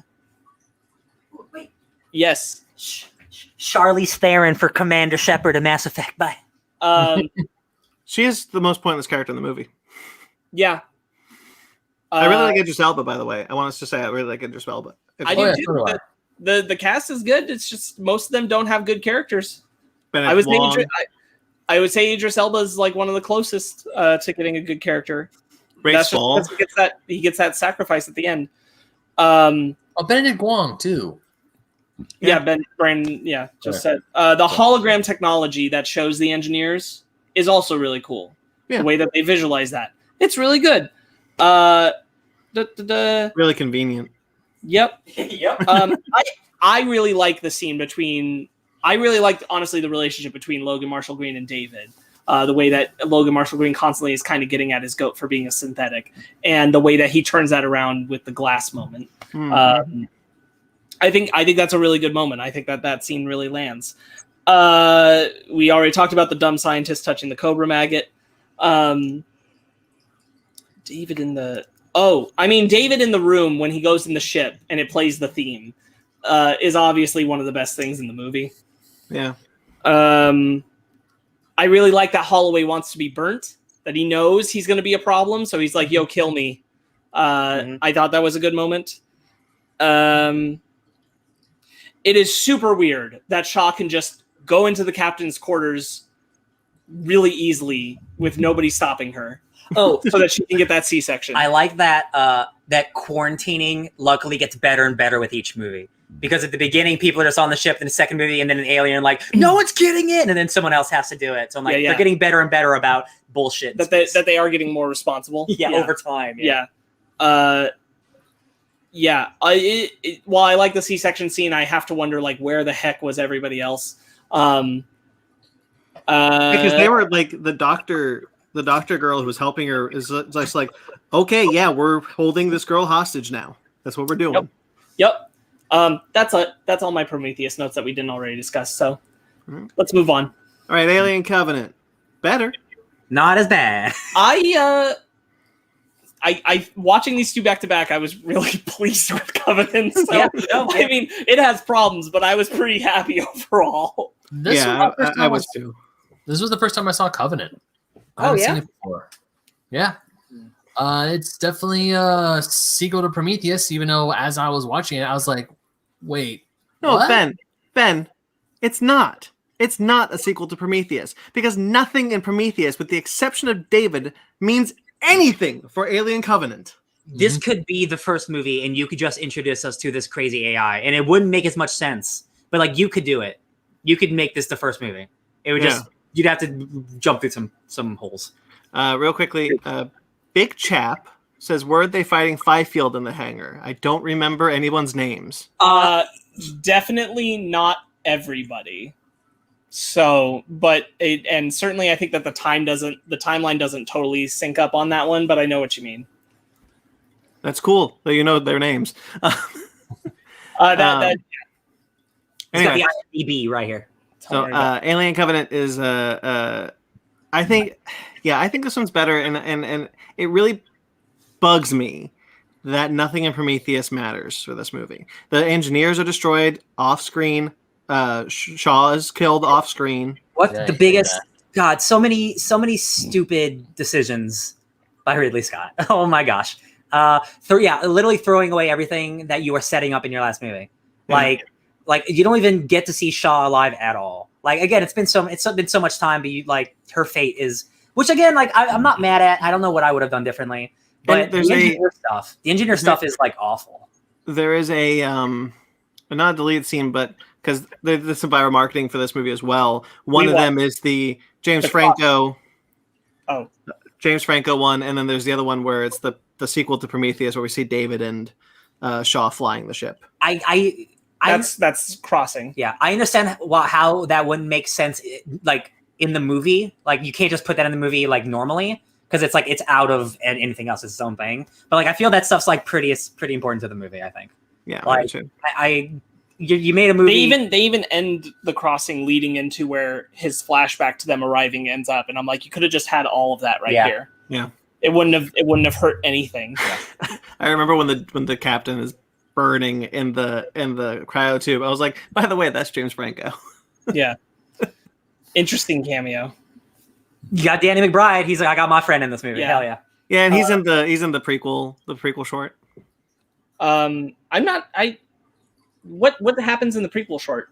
Oh, it's like when they first started flying the spaceship, and he's the captain. He's like, okay, I'm gonna go to bed. I don't feel very good. I'm burning up. And Oh god. then he looks at the camera. Weird. That's so weird. We didn't. That's not on the Blu-ray at all. We watched we watched a deleted scene that's her thinking about him and flashing back to when they were living on a planet with a city, and it was snowing, and they were talking about the cabin, and she's just thinking about him before they land on the planet. Like a cute that's little, interesting. cute little moment. I didn't see that. Yeah. There's also another short called Advent, which we're going to talk about when we finish talking about Which Covenant, is because it's super important. awesome. But we're going to talk about it when we're finished talking about Covenant. Yeah. Yeah, I think that both films really suffer from a third act problem, which is just once you get to the third act, like everything feels like it goes out the window and I can't care about anything anymore. It just turns into like and that's honestly where I'm at with Covenant, because I've thought a lot about it, and the first two acts of the film, I'm pretty good, honestly. I'm pretty solid. Yeah, some of Prometheus shit goes out the window, but it was so confusing I kind of don't care. Yeah. And the only thing I care about really at this point is David. Yeah. And the David stuff is working in this movie for me. oh yeah. David and Walter and all the scenes with them is really landing for me. So I'm like, I will just roll with what you're telling me here. But really like Walter. Walter. But from the moment we get to the David and Walter fight and the rest of the film, it becomes not when it's left up to the, we're going to cut away. Who won that fight? Yeah. Who knows? It's from that point that I don't care about the movie, because I already I see the beats of exactly what's going to happen. Yeah, yeah. They're going to beat the xenomorph on the ship. Woo woo. And it's going to be revealed that David is Walter, that Walter is David. And that's the movie. And I'm like, I just lost everything I could care about in this. And the problem is, and all of the action of them facing the xenomorph on the ship is kind of boring. Yeah. And the kill scene in the shower is unnecessary and bad. It's really so I'm bad. like, yeah, the last like 20 minutes of the movie are like, I really the logic issues with the characters acting like idiots is more palpable in this movie, because they're really emotional because they're losing their spouses. I totally get that, but let me finish my thought real quick, Sparks. Is that when Crudup sees David talking to the neomorph and then decides to look inside a really odd-looking thing, I feel like Crudup's being a little too stupid for the movie, because he's just like, I definitely know you're a bad guy. Okay, sure, I'll look into this thing. he makes a lot of dumb decisions. 100%. There's a reason he wasn't the first captain. 100%. It shows he's a dumb person. This whole movie. He's really dumb. I do appreciate that. Like, these are not science experts. These are colonist crew members. Yes. Yeah. And that makes it more acceptable the way that they handle things. Especially, like, I think whereas. Something I wanted to say, in general, this applies to both films. Ridley Scott is really good at telling a story. The story might not be good, but he's good at telling it. Yeah. So, there is something visually engaging and where all the pieces are kind of working together, even if they're not working together to tell a story that you're enjoying, they are working together. And I feel that way about Prometheus, and I feel that way about Covenant. But what I like about Covenant more is that in Prometheus, he very much replicates his slow pace that he has in Alien. Mm-hmm. And in Covenant, he really throws you off your loop that you expect from him, because things escalate so hard to the point of the ship blowing up all the way up to when they meet David. Mm-hmm. And that really injects a lot into the movie early on, that I remember being in the theater and just not expecting all that to happen that fast from Ridley Scott. And that's kind of impressive. I thinking back, I agree with you. And like, I like the first two acts a lot, actually. I think, Yeah. all the stuff with him, like discovering what's going on, and like this signal, and like the planet has wheat on it. That's crazy. Honestly, a lot of this movie, I think, like we said, I think it works. And if the third act was better, I'd say it was good. Yeah. In fact, I even might say it was good in general. So you said something about the signal. I have a note here I wrote down. I was like, Country Road had a very big year in 2017. Oh yeah. That's Fallout. Thanks, Fallout. And Fallout, Kingsman. Oh right. Jeez. To also 2017. So yeah, good for Country Road. Anyway. Everybody wanted to rediscover John Denver. Yeah. I think that just going back to the beginning, I think the whole bit with like the energy sail stuff, the neutrino storm, that's unexpected, just random. Ships. I think it's all just done really well. Yeah. I think that the way that the characters are better in this movie than Prometheus. I care about most of them. Yeah. I like the performances that are going on. I understand the relationships. I connect with them. We maybe lean a little too hard on the my spouse is dead thing more than once, but beyond that, it works for me because I do feel like the tension is real. The stakes are real. And the spouses who are left behind, I believe enough in the way that they're carrying forward that it's okay. It's okay with me. Danny McBride. It also makes sense because they're colonists. Yeah. It makes sense that they are going in partnered groups, in pairs, in married couples. That makes sense. Yeah. So it does feel like that's not just a weird thing where they're all like spouses on a crew. The colony angle is good. It's that's a purpose. Mm-hmm. And I thought that short I mentioned, the prequel cross. short where James Franco is in it. That has also a party that the crew is having, so you get a lot more character moments with the crew and their spouses. Right on. Yeah, it's one of those things where like just the way that sounds is cool. I kind of feel like it doesn't fit in the movie, which is a bummer. But it would be cool to have more of a reason to be connected to them. Mm-hmm. But maybe it could. Maybe you could just toss that in before you jump to. Or I don't know. You definitely. By the way, I just remembered. I was going to say that I think you mentioned something that I really like about this movie, which is that it's paced better than Prometheus. Much better. Oh yeah. It's just kind of you don't feel like you're sitting there for a long time. It's just kind of moving at a good pace. Yeah. I overall enjoyed watching Alien Covenant again. Yeah. Like there's definitely things I don't like about it. But I had a good time watching it, especially compared to the last one. Yeah, back to back. I really like the opening with Guy Pearce and Michael Fassbender. Again, Same. Pretty much everything with David is good. It's good quality. I think Ridley Scott does show his hand a little bit where he thinks that anyone who's into classical music means that they're a deep thinker and very philosophical. Lord. This comes up in Alien as well. Yeah. And that's fine. But I do think that scene really almost feels like it belongs more in Prometheus in some ways. Mm-hmm. But I'm glad it's here because again, like I mostly want to ignore Prometheus if I can. Mm-hmm. And the character arc coming through here is really, really good. The whole sense of David's exploration about what it means to him to have been made by man and him realizing he's actually superior to that. I love and it. His psychosis falling apart. All that is so good in this. Yeah. Mm-hmm. Real quickly, Big Chap, who I'm assuming is an Alien fan, says the backburster sequence was great. Yeah. That's true. Yeah. Again, the black goo confuses me on how it works and with genes. But in this movie, it doesn't matter. And it's like you said before when we started watching. It's like when we started talking about it. It's like the Prometheus of this movie hurts this movie. Mm-hmm. Yeah. Right. If you can ignore the black goo rules of Prometheus, then it works in this movie. Yeah. But if you have to think about it, it's very confusing. That's the thing. Like again, if this were the first movie and this like that dude touched the flower, the black goo got into him, and then a backburster, like okay, that's this movie. But I've seen the previous movie where I know I've never seen that before. So it's like they shouldn't connect, but they unfortunately do in my brain. And I hate when the chest burster comes out and it's just this little tiny alien. I hated that too. Also, it's instantaneous. Yeah, so I hated that. Like when he says, when David first says, like, "Oh, I'm going to show you." Okay, so the part about Michael Fassbender, both as Walter and as David, I really enjoyed. I thought he was doing a great job as both a psychotic maniac and someone who's devoid of emotion, but bound to his duty. I like that.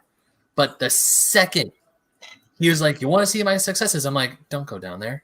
Don't go down there, you idiot." But he goes down there. We see the alien eggs, and then I'm sitting there going, "Hold up a minute. That's on the other planet. How do you get these?" No, he made those. He explains it. He's been genetically engineering these. That's the thing about the I could accept the alien. I can accept aliens, that this could lead into aliens as well. But that's the thing that hurts the Prometheus stuff, that hurts it, because the alien egg wasn't created by the engineers, it was created by David. So how did it end up in 20 years on LV-426 in an engineer's cargo hold? Exactly. That's where that's the biggest problem. So I talked to Ryan about this, and what I was saying is that the way I've tried to interpret it, and I'm not saying that the film tells us well, and I kind of think this might be what Ridley was trying to do, but I don't think he did it right. Is that David didn't create the alien egg, David perfected the xenomorph egg. And the reason I say that is because what you just brought up, the chestburster thing, it doesn't even look like what chestbursters look like later. Mm-mm. This is a xenomorph taken up a notch. This is him trying to perfect what he already understands exists. That's why embracing that Prometheus embraces that xenomorphs existed before. That the alien, the 1979 alien space jockey, that those xenomorph eggs are a different species than the ones we see in this movie. But that doesn't make sense, because nothing makes sense when you try to make it make sense. Right. I guess if I wanted to, I can make that leap. Yeah. I mean, that's the thing, is that I don't think that Ridley's telling it well, but I do get the impression that he wants to perfect what already, like, he didn't make the xenomorph. The xenomorph existed. We know this. So he's trying to make it perfect. He's trying to improve upon the design the engineers already made, which is what I think this xenomorph is supposed to be, because it is born different. It comes out of the chest different. And in my opinion, at least the one we see is more resistant to fire. Big chap, correction. This is not the protomorph. The protomorph was in Prometheus. That's the thing that came out of the big octopus man from the engineer. And that, again, never brought up again. Who knows? Nope. That thing's just on that planet. Probably dead. Probably dead. Like, what's the point of that moment? Anyway. So my whole thing about Alien Covenant, I like Alien Covenant. I actually had a good time. I felt for these characters. I felt their loss. Dan McBride being in this type of role was a first for me, because normally he's in more of the ha-ha funny roles. Mm-hmm. Whereas seeing him fighting with the nurse about how close to get the ship to, so he can like try to be his wife or try to save his wife, is like, man, I like this. I like how everyone's trying to save a loved one. Yeah. But I am like Brandon, you said earlier, all the stuff about Prometheus just does not make this movie make sense. Like, all these it bums me out that, like, they didn't need any of the engineer stuff, right? This could have just been a David story, but you still put in the scene where he kills all the engineers. Yeah, that's one of the biggest bummers. I don't get it. Is just having to come out of Prometheus, wanting to still kind of explore stuff about the engineers, and all you get is, I'm gonna just kill all these fools in one go. Goodbye. And there are so many sequels that pair well with their original. Men in Black 1 and 2. It's not a good movie, but it pairs well. Shrek 1 and 2. Good example. And then there are sequels that don't.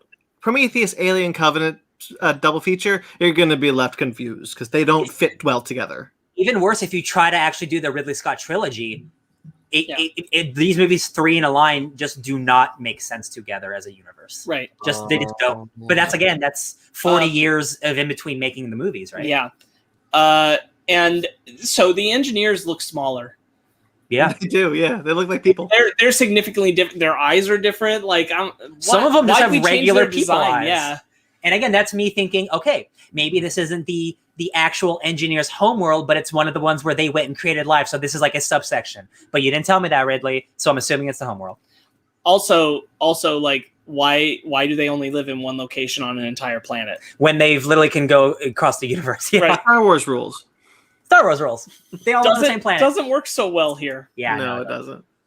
Shall we move into Alien? Let me run down some Covenant notes real quick. Go ahead.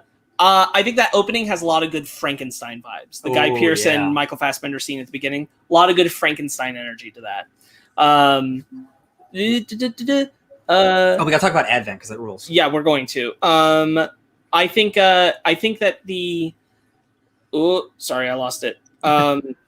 Boy, Ferris really lets that situation get real terrible.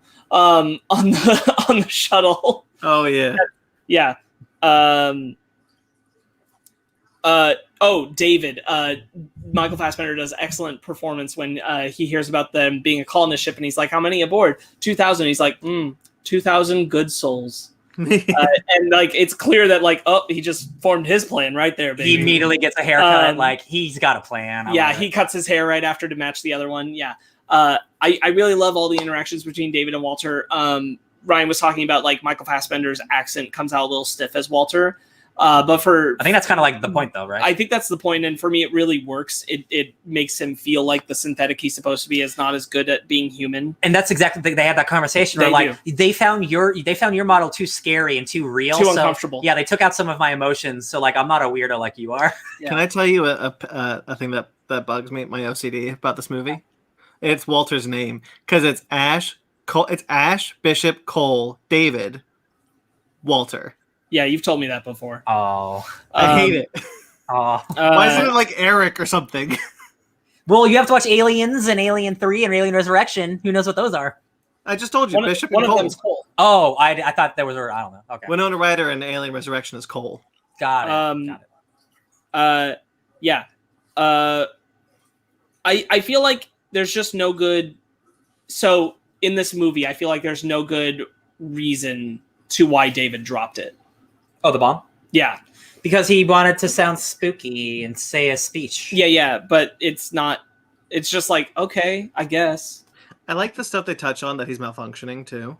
Yes, I was going to get to that. That's one of my notes. I really like when he brings up the Walter asks him who wrote Ozymandias, and he responds wrong. And Walter says that if one note is off, it ruins the whole symphony, implying that David has really lost it. It's got that Cortana thing. And I thought that was a really good moment too. I thought that was well done. Yeah. And he's capable of crying, which is not what.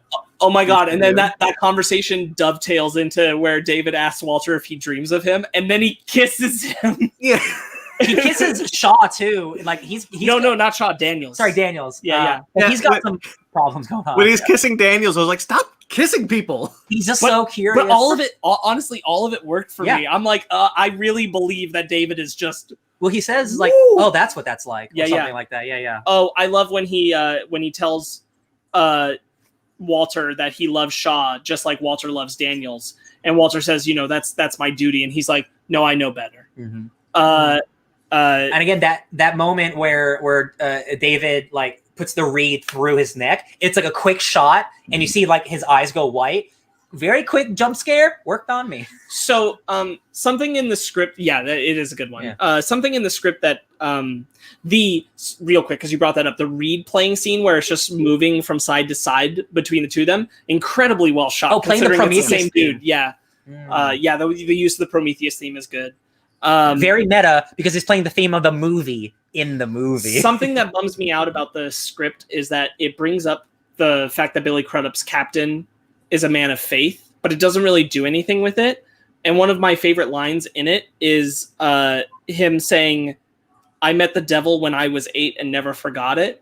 And I really wanted to know where in the rest of the script we knew the story of what happened when he was 8. Like, I just wish there was more about him being a man of faith that was relevant. That tied to it, yeah. And it just never is. It's just, he is. So don't forget religion's around, guys. And I'm like, oh, cool, thanks. Yeah. I met the devil. Is like, you what? You never mentioned that. I want to bring up this comment from Armetapus16. David's scary. Yeah. True statement. I think it's really, really stupid that the second alien gestates very quickly. And again, like I would need you to explicitly tell me that this xenomorph is different from other xenomorphs. It's perfected, and that's why it can be on that dude's mouth for less than 30 seconds and impregnate him. And then immediately and then make the xenomorph that is on the ship at the end of the movie. Yeah. Like that's ridiculous. And I agree. Because it breaks all convention that has existed before. And I'm like, that's fine if you tell me this is different. And it is a bummer because my least favorite part is the part with the alien in it. And it's the part where like, I need to make, because people didn't like the last one, I got to make another alien movie. Yeah. But the alien movie is kind of boring. When Daniels kills the xenomorph, I was like, wait, I thought there was a whole bit on the ship. Because I was thinking alien rules. There's no way that guy was impregnated with an egg. Right. Yeah. It's true because like it feels very violating of that concept. and again, like I could accept it if the logic is David created an even more perfect thing. It doesn't need that much time, blah, blah, blah. That's just not there. Yeah. The last note that I want to bring up before we move on to talk about Advent real quick is your least favorite thing in this movie. One of them, the alien POV shot. Oh, right. So, guys, do you remember there's one shot? It's only one shot. One. Is there more than one? Mm-hmm. Okay, but it's very quick. But you basically see you see for the first time the alien's vision, and it's just regular vision with a filter on it. Mm-hmm. Why? Didn't need it. What? That was bad. That's what the alien looks. That's what he sees. Looks boring. Looks normal. That's really lame. I wanted to also bring up that I liked his experiment chamber, where you see how his experiments kind of grow into what becomes the xenomorph egg. Oh yeah. Yeah. That was kind of cool. You want to talk about a short that you saw that we did not? There's a short called Advent that's on the Blu-ray. So good. It is a message from David delivered to Weyland-Yutani. He sends it in a transmission, and he sends them all the information he's learned about the black goo, the engineers, the xenomorphs, how he's perfected it. Everything that he every knows. single thing about it, and he explains how it can have all these wonderful uses and how they should seek it out. And he even explains and shows to them that he plans to make his ultimate creation a queen. And as he says queen, it shows an image of Daniels, implying he's going to turn her into an alien queen. Whoa. And this would be Ridley Scott actually going into the queen shit that he hates and to do his own version of it. Well, and he didn't make that. Oh, remember you brought that up. But it's he didn't canon, make it. isn't it? But this Advent short is there, and it says all that, and it does set up the fact that Weyland is, because of that, aware of this species, of what it is capable of what it can do, which leads to Alien. This is the only thing that can connect to Alien, which leads to why they send the mandate, grab that life form, regardless of what other people need. Yeah. If that were in the damn movie, I would totally buy that David was just trying to perfect a different type of xenomorph. It's honestly, the whole message should have played over the credits of the movie, and it's because it's like a 4.5 minute voice message. It should have just played over the credits of the movie, and as it comes to the end of the credits, you get the tease of him turning Daniels into a queen. And Brandon, you love his Frankenstein lab. It's 4 minutes of just him showing all of his designs and dozens of pieces of paper and models, and like, this is how I created the thing, and this is how I perfected it, and this is what you got to do. And he's basically given Weyland-Yutani the tools to take over the universe because he's an asshole. I think I need to get that Blu-ray. It's. I'm sure you can find this short on YouTube. It's called Advent. It's really cool. I know, but I kind of like this movie now, so I kind of want to just own it. I was happy. The special to have features it, are good, and the movie looks great. That one, like, this doesn't fix the problems from Prometheus at all. It does, however, start to make things with Alien and the rest of the Weyland connection to Alien make sense. 100%.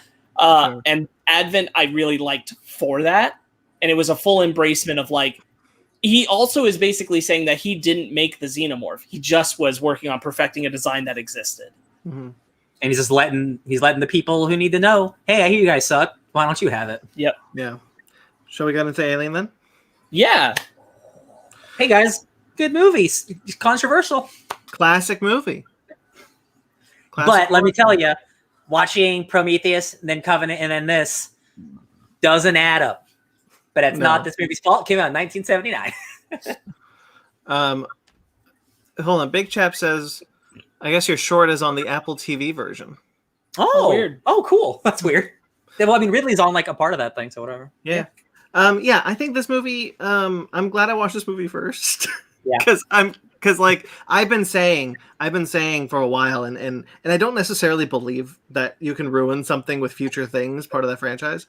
Yeah. But like I was starting to say, like, after Covenant, I was like, I think Ridley Scott would be the first person who's actively in danger of ruining his first movie. No, I think Alien's still really, really good. I know, but if future generations would be like, oh yeah, let's watch Prometheus, Covenant, whatever the next one would be, Alien, and it's like, oh, yeah, I see what you mean. Yeah.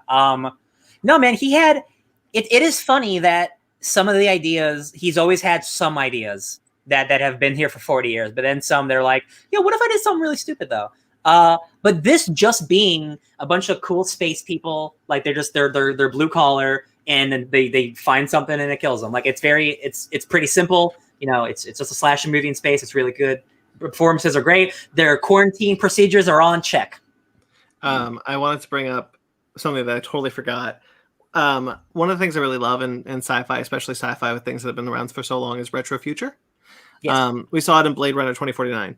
That it doesn't feel like our future. It feels like the future for Blade Runner. I really wish Ridley Scott had done the same for Prometheus and Alien Covenant. Especially Prometheus is very far advanced from where we see. I've heard all the like things that it could be like they're blue collars, so they don't have all the cool stuff. But I would have liked to have seen what he would have done with some more retro future look to the movies. Yeah, I get that. I think that the movies would just have to be pretty different, Sure. honestly, because of the way he relies on doing certain things with technology to tell the story. That's not necessarily a bad thing, but it is what it is. I have to imagine that like the Nostromo from 1979 would not what the Nostromo would look like if it was Prometheus is like, you know what I mean? Like it wouldn't look the same if it was made today. Like the ship designs of all of the recent movies don't look like Nostromo. You know what I mean? Yeah. Like Nostromo is like an old piece of shit, and all those movies are like new hotness prequel stuff. So I think they're like, they would have to be almost different movies. I think the design aesthetics are just so different. Well, true.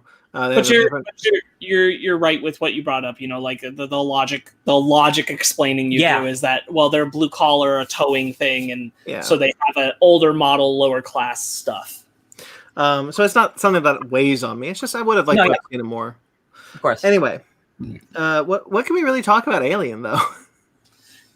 It's just good performance. Like again, it's watching it again. Like compared to the last movies we watched, it's very simple. Like it's just a bunch of cool people just like dealing with it with a monster. They got a great cat. Like they're all like the personalities aren't like super distinct, but they're all just like regular people, you know. It is really interesting to go from two ships where like it's just common practice to have a synthetic operating things while you sleep to there's a synthetic secretly on the ship. Yeah, he's sleeping like one of you. Sleeping agent. Yeah, sleeper agent. I like Ian Holm, right? Ash. Yeah. Yeah. This movie again, we watched like a nice Blu-ray on our big TV here. This movie still looks really good. Mm-hmm. Like obviously it's all practical stuff. It looks the ship design is so good, and it's specifically at the end, like when she's walking through the hallways and she's got the flamethrower and the blue lights and the red lights. Like this movie looks so good, even still today. Ridley Scott's always had an eye for filmmaking. Like you said, he's a great storyteller. He's a great visual storyteller. Yeah. Remember the alien taking a nap? How cute is that? When he's in the car, when he's just in a little cubby. I forgot that scene was in the movie. Nothing's cuter than seeing a little alien, his arm fall because he's sleeping. Oh, I forgot. It made me laugh. And he's like, "Oh, there's a person here." Yeah, I bet you never ever see that any other time in any of the Alien films. It's like right here, he's just a little sleepy. They're so mobile, but because it's just a dude in the suit, he just looks like he's taking a nap, and I love it. It's so cute. The designs of H.R. Geiger cannot be topped. The movie's great. Like, you know, what can we say really? But the movie's incredible. Yeah. The movie is good. I love Alien. The first Alien movie is really good, but after watching Prometheus and then Covenant and then Alien, I'm like, hold up a minute. But it's not fair. Yeah. It's not fair because Alien came out 40 years ago. I know it's not fair. I know it is not fair, but freaking Ridley Scott decided to go back and do stuff that came out before 1979. I think he's just echoing what you guys said, that it's just it's not an easy watch to watch all three in that order. No, it's just yeah. Ben, I will not lie. As the movie continued on, I'm like, okay, cool. I forgot. Mostly the times where I wanted to say, hold up a minute, were in the very beginning when they find the ship and the engineer who he's like you guys said earlier, he looks like he has dead eyes. He looks like an elephant man. It's like, now that is a freaky alien with a chest burster. We never saw that. How did that? If you make these two films, Prometheus and Alien Covenant, it's like, oh yeah, this is what happens before my 1979 film that I made X amount of years ago, then try to do better to mesh them. George Lucas did it with Star Wars. He made those things mesh very well. We're trying. Well, better than this.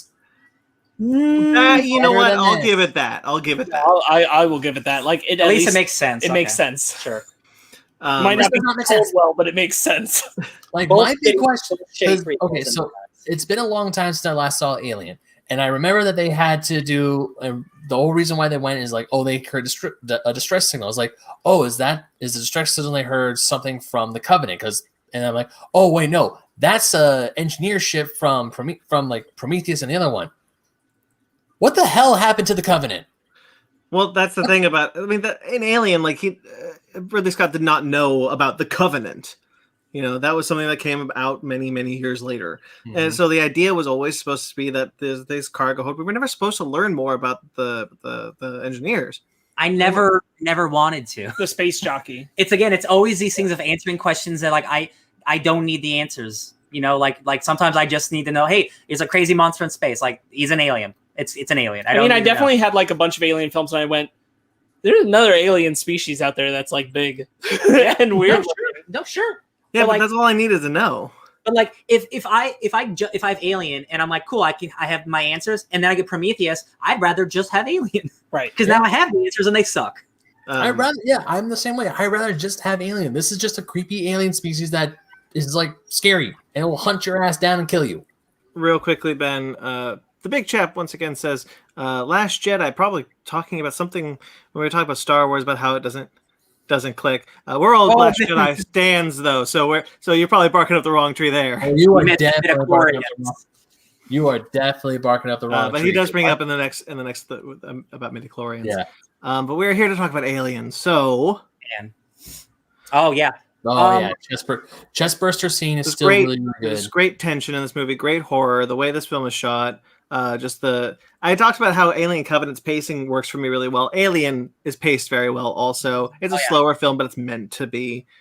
And of course, Ripley is one of the greatest heroines of all time. Yeah. Again, I will say, like, coming to this and just thinking about the Alien franchise, like, Advent is the one thing I walk away like, yo, this actually answered a question I've had for a long time. How did the corporation know about this thing? Yeah, if it's like they haven't experienced it yet. They have knowledge now. Yeah. So, you guys were mentioning earlier that Ridley Scott hates the stuff with the Queen, right? Well, it's part of the franchise that he can make. It wasn't what he was going to do with a sequel or a prequel. Okay. Yeah. No, because when you said that, because I have I think I had the 2003 director's cut version, the DVD, and when you turn that thing on, there's a thing that says like face hugger, chest burster, warrior, and then queen. Oh, someone made that. Someone made that DVD menu. Yeah. Ridley Scott did not program that DVD menu. Yeah. That's on all the. We have the same edition. Oh, okay. That's on all the same. All four of those old films. Yeah, we have like a quadrilogy thing. Yeah. I'm excited to get to the next ones. I am too, because spoilers, Aliens is my favorite. Like, that's the direction that, like, I think Alien is awesome, and there's very much the people of like, oh, do you like this movie or this movie better? I think both are great. I think Aliens is so much more fun. I can't wait to watch Aliens. I agree. I think Aliens is the better movie. Awesome. I think there's a lot of great stuff to both. Yeah, absolutely. For sure. Absolutely. They are doing two different things, and I think they're both really good at the thing they're doing. Yeah. And I do have more fun with Aliens, but like, if I want the tense horror of Alien, I go to Alien. Yeah, like that's where I go for that. Yeah, that's where I go for that suspenseful tension. Yeah. So. What are you looking for? Horror or action? That's one of my notes here. Is that I really like the slow pace works for me. It doesn't work in Prometheus, but here, of course, it was the setup. It worked. Again, everything we've said it so many times, but everything with the AI with David and Walter is just so good. Yeah. He's so menacing. Also, just having, like, we brought up the blue collar, that they are these blue collar workers. That energy on the ship just hits different than the scientists we saw in Prometheus or the colonists that we see in Covenant. Who are like aren't friends. This is the, like the people who are just, we're trying to do a job and we were trying to get home and we got rerouted. This bullshit. Yeah. And it feels that way. It has just this different, like, really thrown to the wolves feel to it that the others just can't replicate. Yeah. Because of who's on the ship. Last thing I'll say about Alien, like the sense of like community, like everyone feels like they actually know each other, like they feel like they've been co-workers for a while, like they've been stuck on the ship for forever, like like no one feels out of place, like it all feels real. Yeah, I agree. It feels very natural. It's really interesting coming from the previous films into this one, and you have a non-verbal mother. Until the ship is self-destructing, then she speaks. Mother. But yeah, that's a really interesting, again, like the different technology kind of setup thing. I really love Ripley trying to enforce the quarantine. That we have this for a reason, taking it serious, which other people didn't. It's such a godsend that Ridley Scott didn't cast a man for the role of Ripley, because it was initially supposed to go to a man.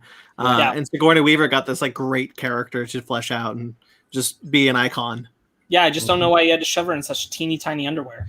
Yeah, it was that too. I wasn't sure if they were too small or she just need to pull them up. What's going on? I really like Parker's question that he asked over and over again, which is how come you don't freeze him? I think it's a really good question. Yeah, he keeps I think saying it's that. a really good question from everybody's standpoint. I don't know why Ash didn't, honestly. Because he's He wants the thing. Yeah. He wants the organism to get back to the company. If you freeze him, the organism will still get back to the company. It's true. In fact, probably guaranteed a better way. Like, it's a quick way to make the crew ask no questions and just get it home. It is a little confusing that he doesn't do it. Yeah. It's not a big plot hole in the movie or anything. I'm very curious. Like, why didn't Ash go for it? Is it curiosity? Is he just so curious on his own? I guess. That he can't help it. If he's got curiosity, that means he has the same malfunction as David. There's some similar shit there. Yeah. There's a fantastic scene after Ash gets decapitated, and there's like a fake robot head, and then there's a really bad cut. Yeah. Just his head. I'm like, well, it's the 70s. Well, because this is kind of the interesting thing about looking at the three, is that by the logic of the previous films, Ash is a step back towards more human. He is designed to be hidden and subterfuge into them, but that also means he's more human. He is not like Walter. He doesn't act like Walter. He acts like a person, which means he is much more akin So that to David. means after David sent that message, Wayland Yutani was like, okay, let's go back to the evil robots. That's our new plan again. We gotta make this dude. Yeah. We're gonna insert him. We're gonna insert this guy on. Look out for weird ships shit that we are sending out to these areas on purpose. and we're gonna hope that one of them is going to get close to this organism, bring it back for us. Oops, all yes. It's interesting. Yeah. Darn, if only they hadn't had to eat a meal before they went to sleep. Yeah, right. Nope. They might have just made it. It might have been okay, but nope. I have always loved the shot of the xenomorph hanging in the chains. Oh yeah, and Oh, it's just yeah. like Yeah, where it's just up there. So it doesn't match the behavior of aliens at any other point in the franchise, but here it's just so again. good. I like the alien being like ferocious and like maniacal, but like there's something cool about like it being a stalker. Yeah, and like it will stay still. about it just Yeah. hanging out. Yeah, really, really good, really silent. Yeah. I think the tension scene where Dallas is going through the ducts is extremely good. Yeah. Really excellent unveiling of Ripley learning why they were rerouted from Mother, and the confrontation with Ash when they learn what he is. Yeah. All of that is so good. There's this horrendous jump cut on Ash's head when they have to cut from the prop to him. Yeah, that's what I said. And I'm like, yo, just cut to an insert of Ripley or something. It's so in between. jarring. It's so jarring. Yeah. So weird. Anyway, so the xenomorphs apparently make an organic material to encase the crew. Yep. And Ripley just incinerates it. I googled it. Yeah. That's wild. So I didn't know because yeah, like you see one of the crew members like in this like goo, and I'm like, do they just make that? And so I googled it, and they secrete this stuff that creates like cocoons on Creates the people. hive. That creates the hive. Like they secrete their own like terraforming stuff. It makes me wonder, like, does one just, like, whoever's the first xenomorph just grows to be the queen? That's what I always assumed. Right. Because one's got to start, who right? knows? How does it? But Maybe we'll find out. but there's a couple of not non-canon to the movies, but like books and comics that talk about how there's an actual queen egg. Yeah. And then I think Alien 3, I don't remember, but I think Alien 3, the alien in Ripley is meant to be a queen. Yeah. But I don't remember the movie very well. I'm excited to watch those. Yeah. Alien's good, man. Like, yeah, like still a classic movie. Yeah. I'm very excited that we kind of got the mostly bad ones out of the way, because we still got a couple ones that, or we'll see how they go. Really just resurrection, in my opinion. It's been a long time. I don't know. Before I rewatched Alien Covenant, I would have said I preferred Alien 3 and Resurrection to both Prometheus and Alien Covenant. Now I'm not so sure, because I did enjoy this last rewatch of Covenant. Yeah. I think Covenant would have sat better without like it's hard to see the way that this would have happened because again like you need that David setup, but like without the Prometheus connections, Covenant's pretty good outside of that third act. Like it's got a lot going for it that's actually pretty solid. Fassbender's a big part of it, but there's more than just Fassbender and Covenant that makes it good, which is more than I can say for Prometheus. True. And certainly like again like that Advent short really changes my opinion about Covenant so in general good. because it makes it feel like it actually fits. It's really amazing how just a couple minutes of something can like radically change your idea. Yeah. It's really crazy. Okay, so I guess that'll be it. Hell yeah. Yep. So next week, we're going to be talking about Aliens, Alien 3, and Alien Resurrection. Wow. Because pretty much every single one of these movies has a director's cut. I'm pretty sure we all watched the director's cut for Alien. Aliens has a director's cut that's significantly longer and better, in my opinion. I recommend you watch that, but I don't think we have to. I don't think it really matters. Alien 3 has a director's cut that apparently significantly makes that movie different and better. I recommend we also watch that. If I have the director's cut, I'll watch the Alien 3 director cut. Again, I don't think it'll matter too much. Alien 3 might change that movie a lot. Because I own the first 4 Aliens physically, but I didn't own Prometheus and Alien Covenant physically. Gotcha. So I just recommend director's cut because you just get a little bit more stuff. Yeah.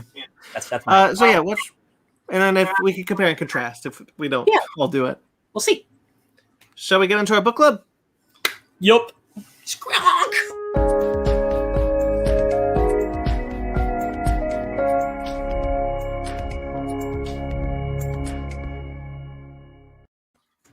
Godzilla says drugs are the real monster. Yes, we are talking about the first MonsterVerse prequel comic book, Godzilla Awakening. Written by Max Borenstein and Greg Borenstein, the writers of the first film, the 2014 film. And with art by Eric Battle, Yvel Guichet, and Alan Qua. And Lee Lowridge. Yeah. So what do we think about this guy?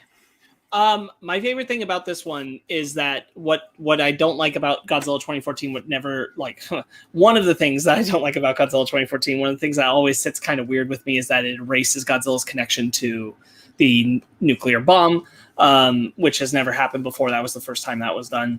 And I like that this kind of reinserts that there was a kaiju cost connected to that incident. I really appreciate that. I think that this does a really good job of creating something where, oh no, that did take a toll. That was responsible for a lot of what's going on with the Mutos at this point. Yeah. And I think that's pretty good. Yeah. This introduces another Godzilla ancient rival, the Shinimura. Yeah. I thought it was pretty cool. Godzilla got around in those primordial times. A lot of ancient rivals. Titans be Titan. Oh man, I love that one panel of him like 2,000 years ago where he looks just like an island and then he moves. Yeah. I think that's great. My favorite panel is the one where he's in the ball and you see like time moving around him. Oh, I took a picture of that. That's a great one. Yeah, I like that panel a lot. Yeah, it's right there actually. Yeah. I love the art in this. I like this book. I like this book a lot. I didn't really gravitate towards any of the characters except Serizawa. His grandpa. His grandfather. Yeah. I also thought Dr. Serizawa. Yeah. He's 112. I also thought it was just a little too short for me to really connect to anything, but I really like all the kaiju stuff, and I just wish all of this was in the movie. That's my big takeaway, is that I wish all the stuff that's about Godzilla in the past was just in the movies, because I feel like this would make me enjoy those movies a little bit more. I think the thing about the comics was that, and I think King of the Monsters went away from this, but 2014, the idea was that his connection to primordial times was supposed to be implied, and the comics were going to explore that era because we were going forward. But I think I think King of the Monsters and Kong even were just like, nah, we're gonna do it. Yeah, we're just gonna do it. Yeah. I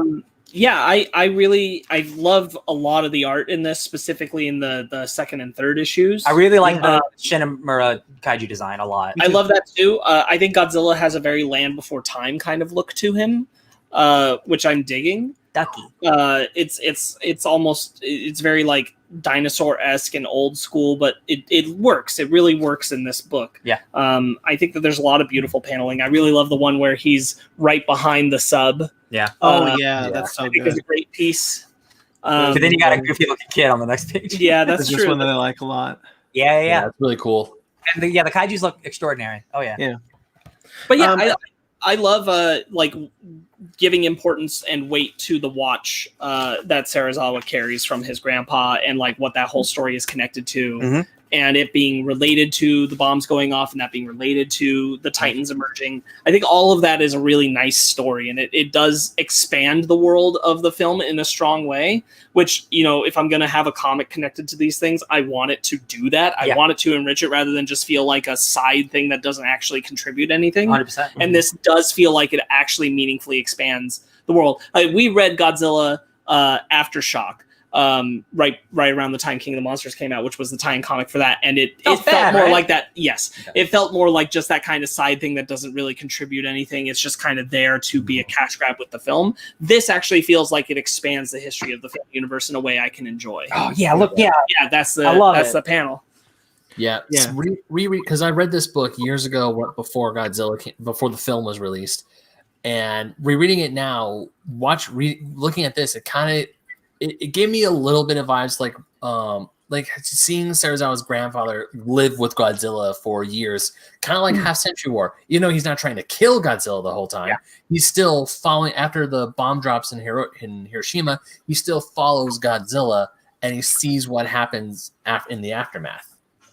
So him trying to like look at like study in and get some sort of connection with him, like he's trying to find Shimura. He's also looking at Godzilla. It's a really good take that I really like this, because it's like, yeah, that's right.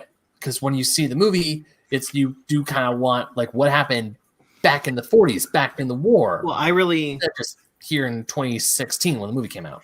One of the things that 2014. One of the things that I really enjoy about the MonsterVerse is the idea that the Titans were just animals that existed before, when the Earth was more radioactive. I think that's a really cool concept, and in the movies have touched on it, but no one's really explored it. I want to see it, and that's what we get in this comic a little bit more. And I would have liked more of that in Aftershock. Yeah. Because I like the idea that there was an ecosystem that, and we heard King of the Monsters, Ghidorah interrupted that ecosystem. Oh, in I don't know if there's here. Can I look at this real quick? There's one specific page that talks about the radioactivity of the planet, and then the creatures had to leave. Now, is this implying that the creatures left Earth, or is it only talking about that they went to the planet's core? Because it looks like this is like a Ghidorah leaving the Earth to go to another place. That's what I was looking at from this page. You feel me? Well, I think you can. So that's meant to be an asteroid, but I also think you could probably infer that could be Ghidorah. Gotcha. Okay. In the context of King of the Monsters, maybe you could just be like, well, yeah, I don't know what that's supposed to be. Godzilla? No, I don't know. Oh, okay, I just misread that page then. Okay. Yeah, because it's they all go to like the tunnels underneath the Earth and stuff. Yeah, and then the Shinimura is dormant, and Godzilla just takes a nap. Word. Mm-hmm.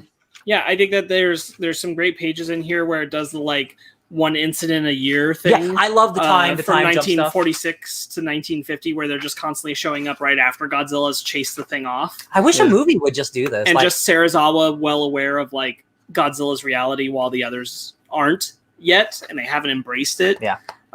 It does have this nice energy of like who's aware that Titans are real and who isn't so far at this time. I think what I really just want is a Godzilla Half Century War movie. I really just want like a time period going through the time periods of Godzilla, because I really like this stuff. Like, because it's like for him, like 5 years to Godzilla is like a blink. Like he's been around forever, right? It's nothing. Yeah. But for a human, that's part of your life. I would really like to see. This is really selfish and it could potentially be stupid, but I would really like to see a Godzilla movie start in primordial times. We see these creatures and like what was their natural habitat. Sure. I will honestly, I think we're getting some of that in Kong versus Godzilla, because we see Kong fight some other monsters and stuff. Well, but that's on Skull Island. That's true, but it is still maybe in the before times, the long ago. But I agree. I would like to see, what did Pangea look like? Where are those monsters at? That would be really interesting if this movie had flashback stuff to like before and Kong and Godzilla's racist history. I feel like The thing is that, like, I have a hard time believing that Kong's species existed before Godzilla went in the earth. I know that's the implication that's supposed to exist, but like, I agree with you, Because but I he's an think ape. that's yeah, the yeah, implication. yeah, Like yeah. they're the same. Like They would be but the Kong we follow is significantly younger than Godzilla. Because Godzilla's been around for thousands of years, whereas Kong has been around for maybe hundreds. No, yeah, for sure. I just mean his species. I have a hard time believing in their existence before the asteroid. Sure. Because they're not radiation-driven beings. guys, just watch that. Kong obviously is the last of his kind because some Godzilla creature came and killed all of his Kongs. And And we know who killed his family. Who? The skull. Skull crawlers. Oh, it was only skull crawlers. It was Yeah. only them. Oh, Yeah. I was hoping like Destroyer or something could come and like I destroyed you. That's his catchphrase, right? I'll destroy you. Yeah, I've seen Godzilla just destroy Yeah, us. you're right. Yeah. Yeah, I would really like to see, because like I've always wanted to see more than one Godzilla, and you could just be like, there's multiple Godzillas, because we know that he's the last of his kind, but he was never the only of his kind. Like I wouldn't hate if they pulled a '98 Godzilla. We're like, oh, that's the mommy Godzilla. The daddy died. Uh-oh. What was one of the I was thinking about this while I was watching King Kong vs. Godzilla. I was like, in the Showa era and coincidentally the Monsterverse, with the exception of Ghidorah, Godzilla's the only one with a natural weapon. Everyone else is a brawler. Yeah. That's why you got to give Kong a mother effing the spine axe. I'm so excited. Ripped off from one of Godzilla's spines by the looks of it. Oh, could be, but it could be his ancestors' axe. Oh, yeah. This is very much the kind of like tie-in film comic I like, Yeah. where it just feels like it really is telling you a little bit more than what the film can or did. Yeah. And this is more like when we talk about like that Black Widow comic we read, when we talk about an MCU tie-in comic, this is the kind of thing I want, the kind of thing that really makes me feel like, oh, I now have some knowledge I can keep in my back pocket for this movie that means something. Yeah. Yeah. If I would have, did this come out before the movie or after the movie? Yeah. Like Before the movie. Okay, because I was saying if I would have read this, like this would have helped me a little bit in that monster in that. Yeah. I Godzilla want to movie. say it came out a month and a half before the movie did. Nice. I have no reason to dispute that. I don't remember. They tend to Aftershock at least came out like 1 week, I think, before the King of the Monsters, and we know these next ones are coming out like the week that the movie comes out. Oh, The are there day. more? There are more Yeah. comics? Oh, Yeah, there's gonna be one prequel comic for each monster to this movie. So there's gonna be one for Kong and one for Godzilla, and I'm really excited about the Kong one because it's the same person who wrote what's going to be our next book club, which is Skull Island: The Birth of Kong. Whoa! The same writer is writing the next one, which is a prequel comic for the Godzilla vs. Kong movie focused on Kong, but it is a different writer for Godzilla, so we'll see. Yeah. So next week, as Spark said, Skull Island: The Birth of Kong, the second Monsterverse tie-in. I really like this comic. Good art. So I'm excited for you guys to read this one. Very- I really like this one. Very good art. Hot dog. Okay, so stay tuned for that, and of course, make sure to check in next week with our Aliens, Alien 3, and Alien Resurrection review. By the way, we're doing this because there is an Alien comic coming from Marvel Comics. Probably should have said that. I was going to say, like, we should probably say why we're doing Alien right now. Marvel's Alien #1 comes out in 2 weeks. I'm super excited for it. Why is there an alien lady? We'll find out. Maybe it's Daniel. Oh, man. Loving it. Oh. Yeah, so that's why, if you were curious. Comics. Okay, guys, that's it. Oh, Mag says, good night. Good night. Good night, everybody. Stay gold. Good night, Mag. Okay, so we have more videos on this channel. If you're watching the live stream or watching the rewind, check out our other channel. Make sure to like this video, subscribe to this channel, check out our Fake Nerds Watch series. We just finished WandaVision. Episode 9 is in the description below. Falcon and the Winter Soldier's coming, people. Guys, the big 3. Watch out. The big 3. Listen, real quick. I don't usually watch clips for things. I could not watch that clip after I heard what it was about. It's hilarious. I've watched it multiple times. I think that show looks like a winner. It looks like a winner. I'm ready. Basement Arcade, our video game centric show. Basement Arcade Pause Menu, our other video game centric show. And of course, we have the Fake Nerd Book Club, where we are currently going through Little Char and the Gang, which is a webtoon comic. New episode of that coming eventually. Yeah, guys, looks like the pandemic's winding down, but you can still buy some masks if you want. We still have our Crafted by Z masks. You can find those in the description below. Support us. Hey, why not? Of course, our Patreon. Only 2.5 weeks to get this Patreon exclusive shirt, and then it's gone forever. Is this the same one or a new one? Well, it's the same one because it's quarterly. So next That's month, April 1st, there's a new shirt going up there. Yeah. Joke's on you. New shirt. So that's what we're doing. Exclusive shirts on our Patreon. There are 3 tiers on Patreon, guys. You want to support us? We love to have the support. We love the support of you guys watching it. But if you want to support us financially, we got a Patreon. We also have our TeePublic, where you can buy this cool shirt. I'd rather be a fake nerd than a true fan. Or you can buy other awesome shirts. Basement Arcade, Fake Nerds Watch, Miscellaneous, Suburban Proctologist, too. Like, you want a shirt about that? Mm-hmm. All that in the links in the description below. Or you can go to our website at www.fakenerdpodcast.com. Again, linked below. Thank you to everyone who listens and watches. We greatly appreciate all of your support. Thank you to Jeremy Vellucci, who does our theme music. You can find him at Jeremy Vellucci Keyboards.